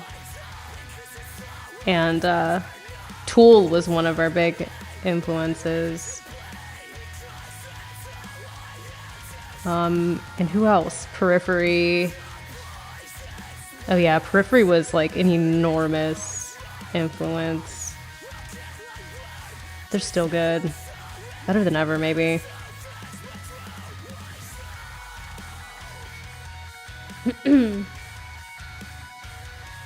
Play it, I will pitch in $5. Thanks, Rusty. You're the MVP. I like how the Gojira guys don't need to act scary or weird to make a big show. Their sound is full enough to get everyone jumping. Yeah, that's what I'm saying. That's a much better way of describing it than whatever I said. Like it feels huge, and really they're just kind of standing there.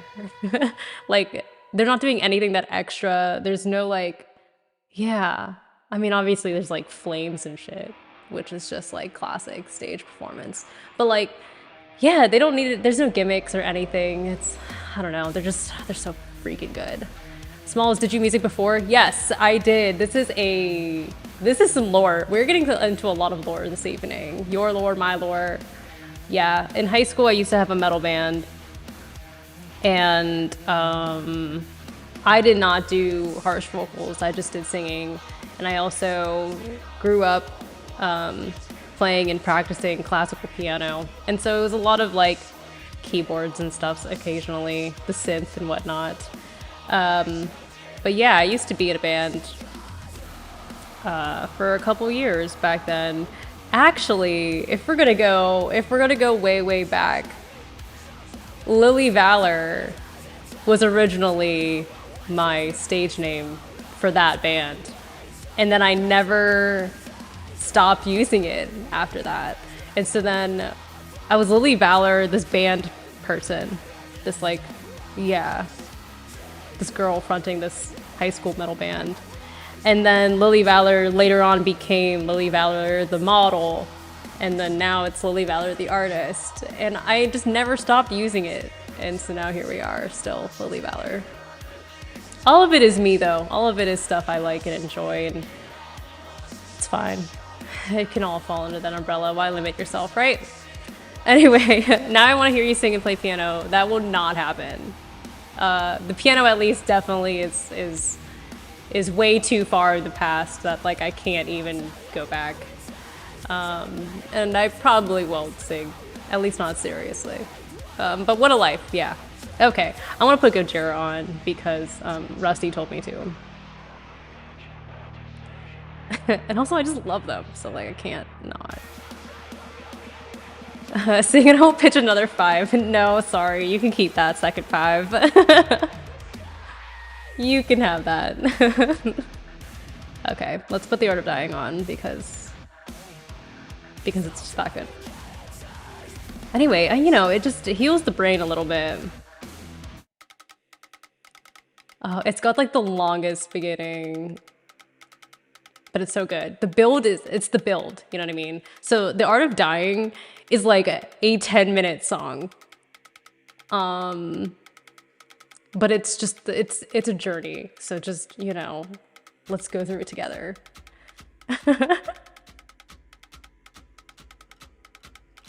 Denise, this is our moment. Are you capable of doing a metal growl? No. No, I cannot. I probably shouldn't try. I am the kind of person though that if there's like metal vocals going on, I just like whisper quietly to myself, and that's as close as it gets.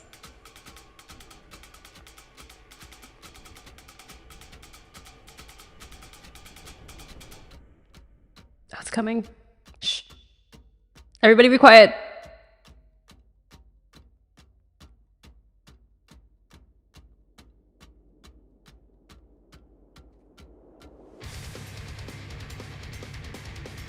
Nice. I can do a shitty low growl in the car. When no one's around, right?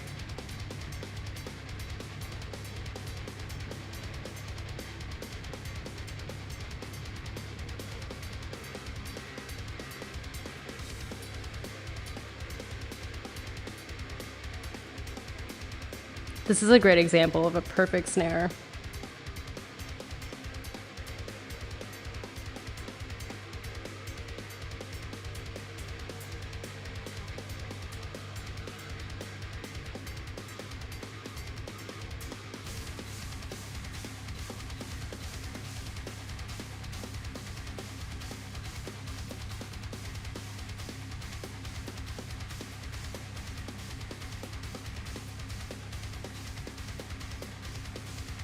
No, I do it around people too. I have no shame, sis. Oh my god. You are better than me. I have so much shame. I can, no. I will just, I honestly will barely jam in front of people. I don't know, I'm so shy about that. Have you watched Whiplash? No. I don't think I know what that is. Enlighten me, Smalls.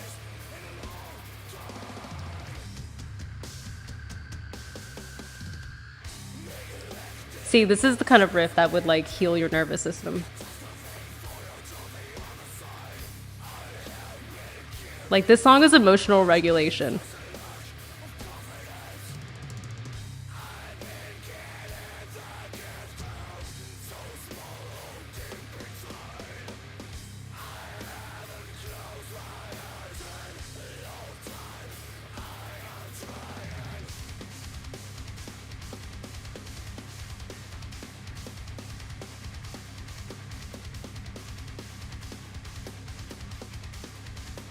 It's a movie about a drummer better going blind. It's intense. Okay. Interesting. I want to check it out. Okay, so I got 2 bands and a movie to check out. You guys are like really showing me things today.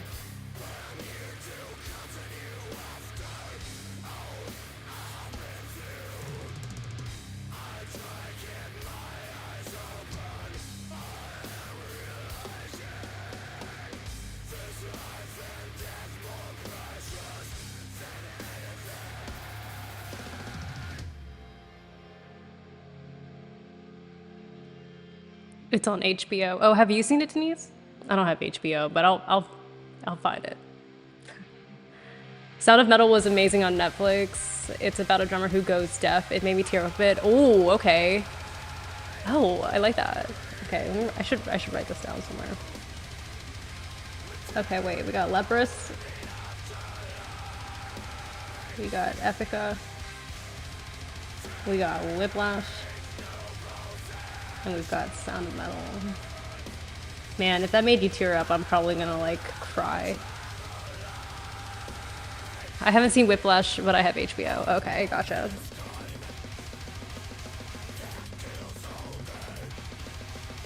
I get like really emotional when it comes to things like that.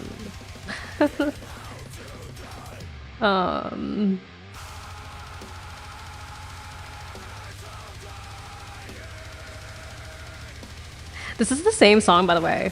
We're still in the same song.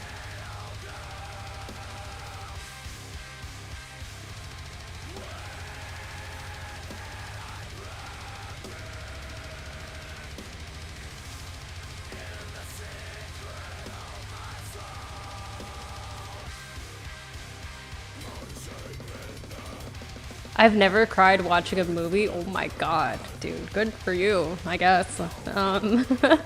I have cried.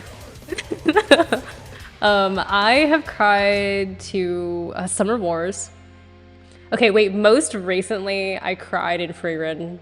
No spoilers, of course, but when she finds Himmel's diary. Oh wait, this is my favorite part of the song. Actually, from now until like the next 3 minutes of the end of the song, this is my favorite part right here. Oh god, here it is, yeah. This is like literally my favorite 3 minutes ever.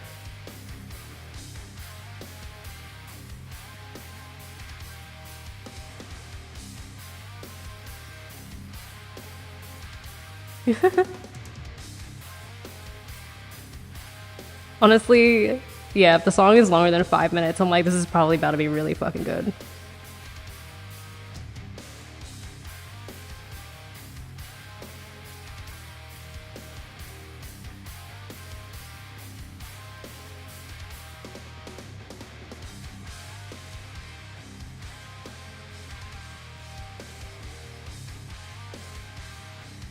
Just a little like chug chug in the beginning. Oh, it's so good.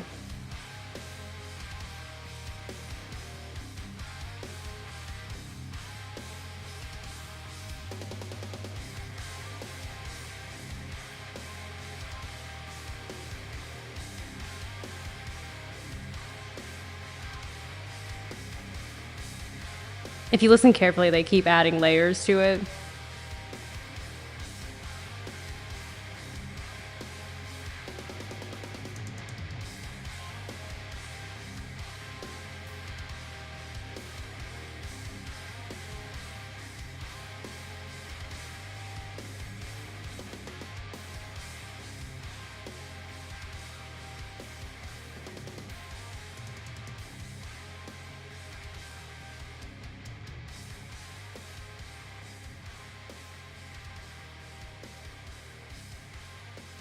Okay, I'm catching up now. Oh wait, I need to change it. It's still going, fuck it. Land Before Time made me cry. Pokemon the first movie made me cry. Dang, I actually agree. Pokemon the first movie also made me cry. I did not cry watching Pokemon. Girl, what is wrong with you? Come on now. Some of the One Piece episodes made me cry. To be fair, I don't watch a lot of movies. I don't watch a lot of movies either. Anime will get me though. For some reason, anime conveys emotions in such a way that just hits me straight up. Violet Evergarden, the entire anime plus film didn't make me cry though. What? What? Spirited Away made me cry. I cried to Spirited Away too. I rarely cry in movies, but if I do, it's some random thing I can't explain. Okay. That's fair. You know, sometimes maybe it's just like the right moment, you know? I've watched Spirited Away twice. Fullmetal Alchemist made me cry in fetal position. Same, yes, yes. What else? Oh my god. I've talked about it before, but Death Parade made me cry. Let's see what else. Frieren makes me cry like a freaking child. Like every time. Like honestly, I've cried to more Frieren episodes that I haven't. Like, yeah. There's not even that many episodes, but majority of them I've cried probably. Titanic, I definitely did not cry. Come on, man. Any short anime recommendations, like around 12 episodes? Oh, girl. You know, I used to watch only animes that had short episodes, a short list of episodes. Let me think. The one I can think of on the top of my head is Angel Beats. Angel Beats is a really short one, but that one hit me in the feels.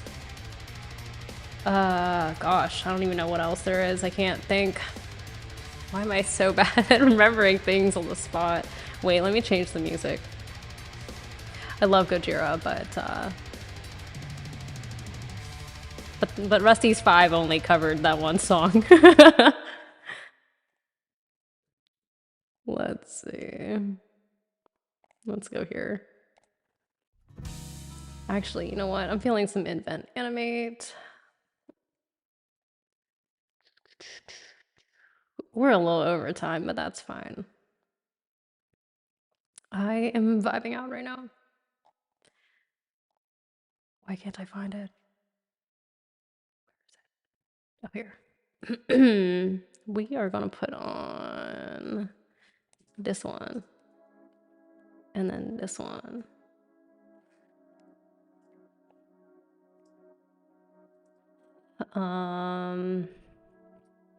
The door was broken. There was a room for both of them. Yeah, but it's called like weight, you know, like spatially maybe, but like weight-wise, maybe not. I did tear up reading Billy Bat, not because it was sad, because the ending was beautiful. Okay, actually that's interesting. Because, yeah, maybe it's not necessarily the sad moments, but the touching ones, right? Like the emotional moments. It doesn't always have to be sad, I guess, necessarily. You know what gets me? Beautiful art. You know what, Denise? That's right. That's right. You know, I will say I don't think there is any particular art piece I've like cried to. But there was a piece I made where I was so exhausted afterwards that I cried whenever I finished it. Does that count?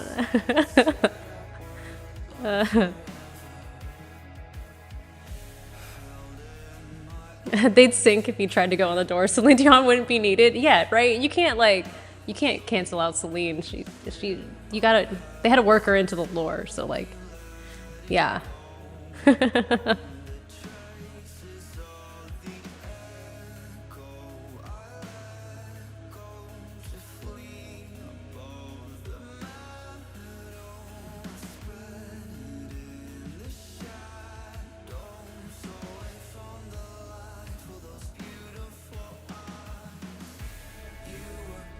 I'm learning more about myself, you know? We do every day.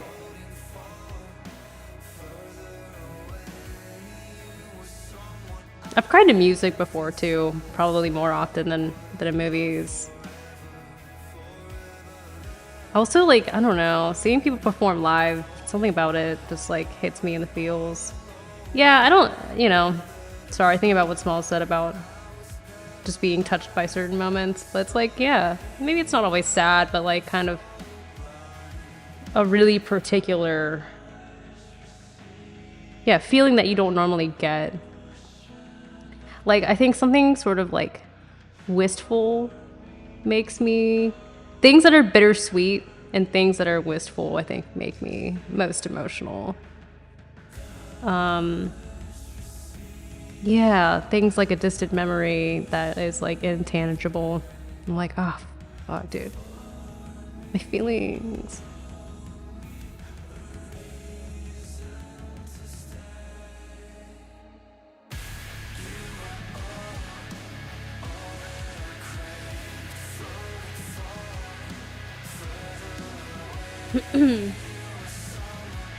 Beautiful art in the anime/film will shake my core more than anything. Oh, okay, I see what you're saying. Red Dead Redemption 2 is a masterpiece, and I'll leave it at that. I agree, though. Definitely the beautiful art in like animes and films makes me just, yeah, I don't know. Somebody made that, you know? Like, it's just, somebody made that. 100, I've cried more with music, especially when certain songs have certain memories. Yeah, true. There's like this sort of memory attachment, or like brings you back to a time.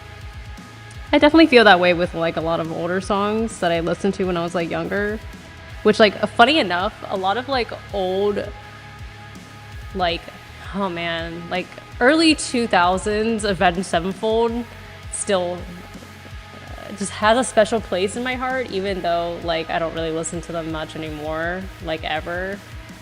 But yeah, I don't know. Also, like during the time that I was into Avenged Sevenfold, I had a lot of friends like who were into it as well, and then it kind of reminds me of them, and there's a lot of memories attached to that too.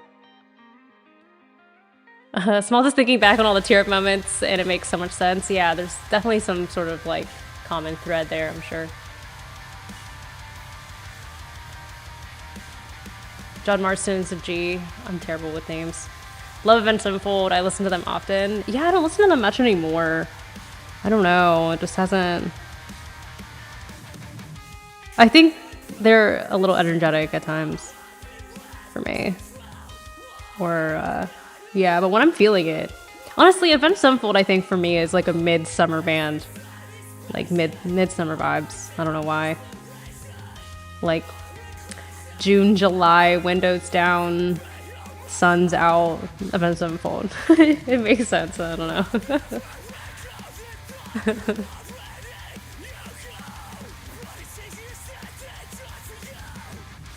Oh, main character in Red Dead. Gotcha. Thank you. Thanks for explaining.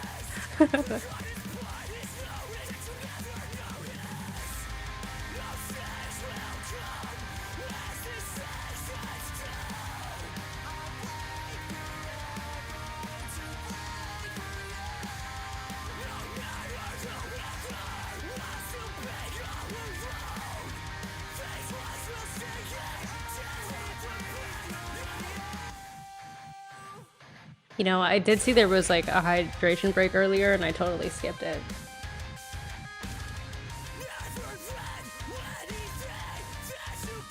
Like, I blatantly ignored it. Bad. Anyway, let's see. The Last of Us made me cry. Lily, you gotta do a Red Dead playthrough. Or do not cry. Okay, well, I probably won't cry in front of people, so if I do a playthrough publicly, then the crying will not commence.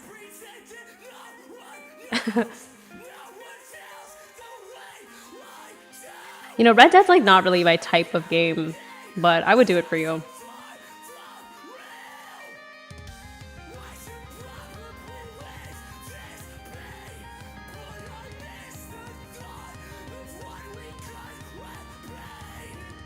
Speaking of shows, gotta watch Invincible with the homies. Thanks for the vibes. Enjoy. Have a good movie. Or show. And thanks for joining. What's my type of genre, or yeah, what's my type of game? Calm, cozy vibes? I don't know, man. Like Animal Crossing? Honestly, Animal Crossing. Animal Crossing. Animal Crossing is my type of game. Super cute, super calm, super controlled environment. No surprises, nothing out of left field. my happy place. Yeah. The thing is, like, life is already stressful that, like, I just need a place I can go to that's, like, really chill, and Animal Crossing is that for me. Or, like, Stardew Valley. But Animal Crossing, honestly, I have put way more hours into than Stardew Valley. Something about, like, just the... I don't know, it's just, like, its own little world. What else is there?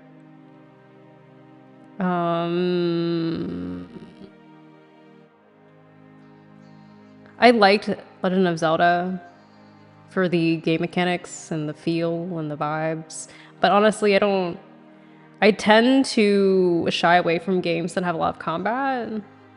I definitely don't do like combat forward games. I don't know. I like decorating. It's very relaxing in comparison. Yeah, I don't know. But I like watching other people play. Like, if you were to play Red Dead, I would watch you play and enjoy the whole thing. And like back in the day, I definitely used to watch like Twitch gamers a lot. And that was my way of like playing vicariously through someone. Where I'm like, you know, I'm not gonna play this myself, but like I do want to know the story or like the lore and whatnot. Yeah, I don't know. I've cried on live streams before. I don't care about crying in front of people. Sometimes you just get hit and can't control it. Yeah. Nothing wrong with crying. Ever. I just personally prefer not to do it in front of anybody. I like combat, some chaos. Yeah. Yeah, sometimes it's fun. But too much of it is not for me. Also, anything that's a first-person shooter is already out the window. None of that for me.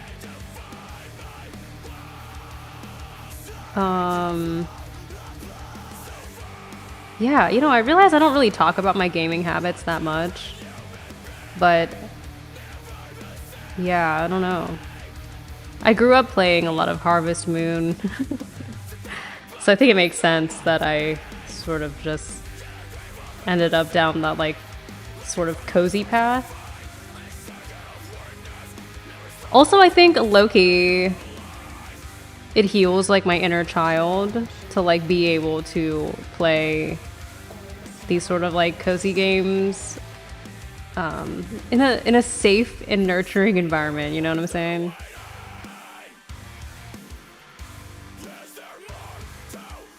Crying is a self-soothing mechanism. It is. It is. For sure. Nothing wrong with it at all. In fact, I definitely encourage people probably to do it more often. We're all probably suppressing a little too much. Have a good cry once in a while, okay? Lily Valour 2026.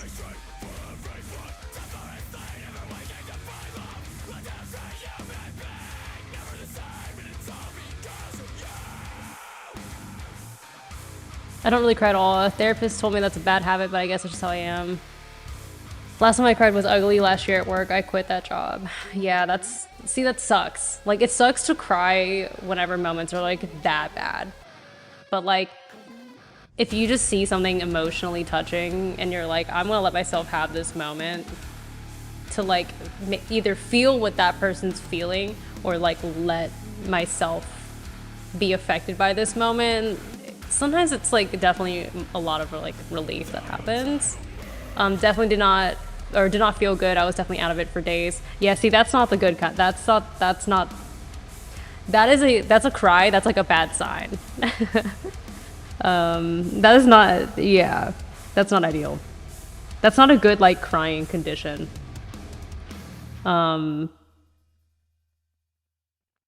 Yeah. Damn, dude.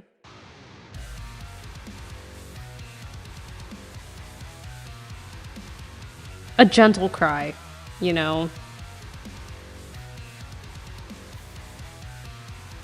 A soft cry. That wasn't the cathartic one. No, yeah. I don't think that was the type. But I mean, there's still a lot to learn, regardless of the type of cry. You know, even the really bad ones. Like it must have been if you don't normally cry and then you were in that moment, like it must have been that bad, right? So, you know, as much as it sucked, at least it did allow you to really see and process what you were feeling.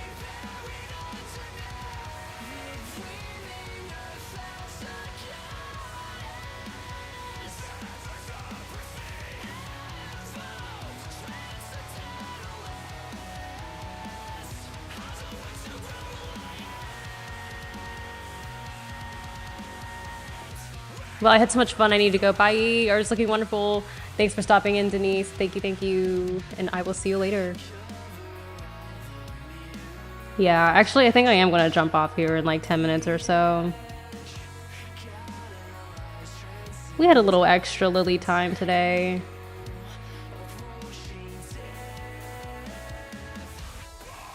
And I appreciate all of you guys for being here for it.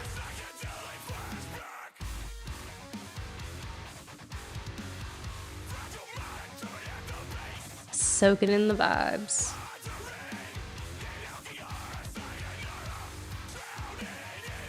And you know, we got decently far. Does anyone remember where I started? Because I don't. I think I didn't have this bottom sleeve here done. Or this, I think, wasn't even connected yet. Which, isn't it crazy? You can sort of see like like an arm, I guess, like an elbow sort of like vibe right here underneath it all. Love that shit. Mm-hmm.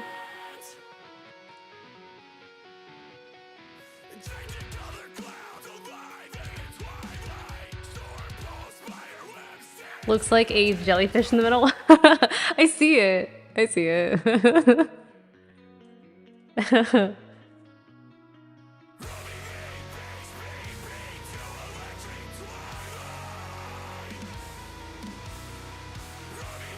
Well, hopefully that won't be the case next Tuesday when we're back here again. Although there's potential I might sneak in a little day stream tomorrow. If you've been here for a minute, you may know teisforterror, and she wasn't able to join me this evening, but we might do something during the day tomorrow. Perhaps. If not, next stream, of course, is going to be Tuesdays and Thursdays at 8 p.m. Eastern Time, Eastern Standard Time.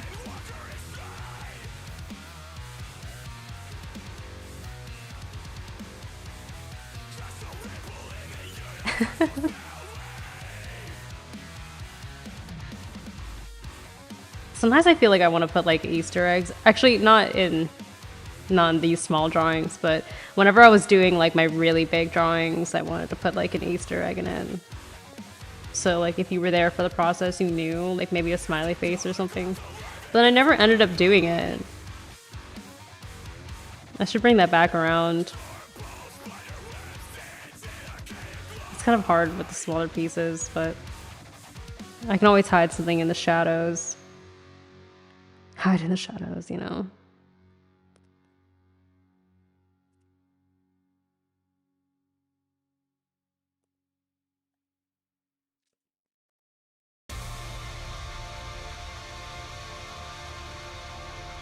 Let me just get to the end of this.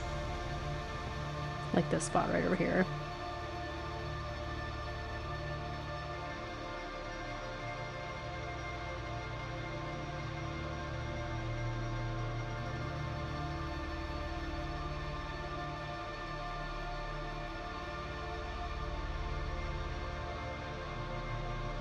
What a journey.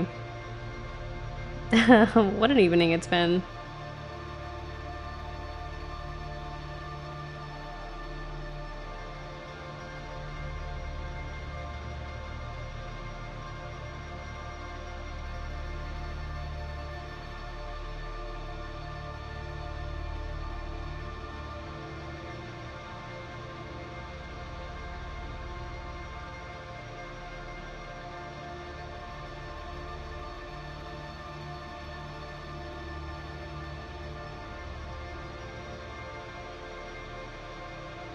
Hide the jellyfish.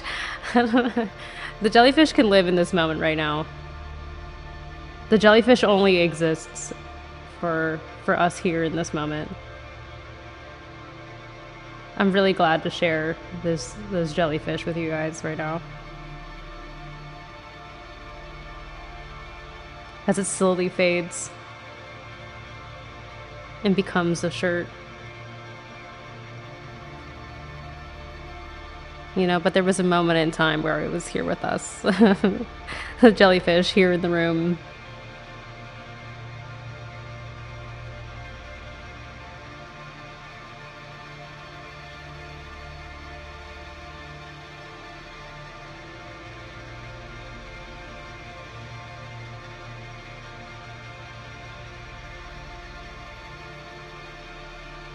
All right, my friends. I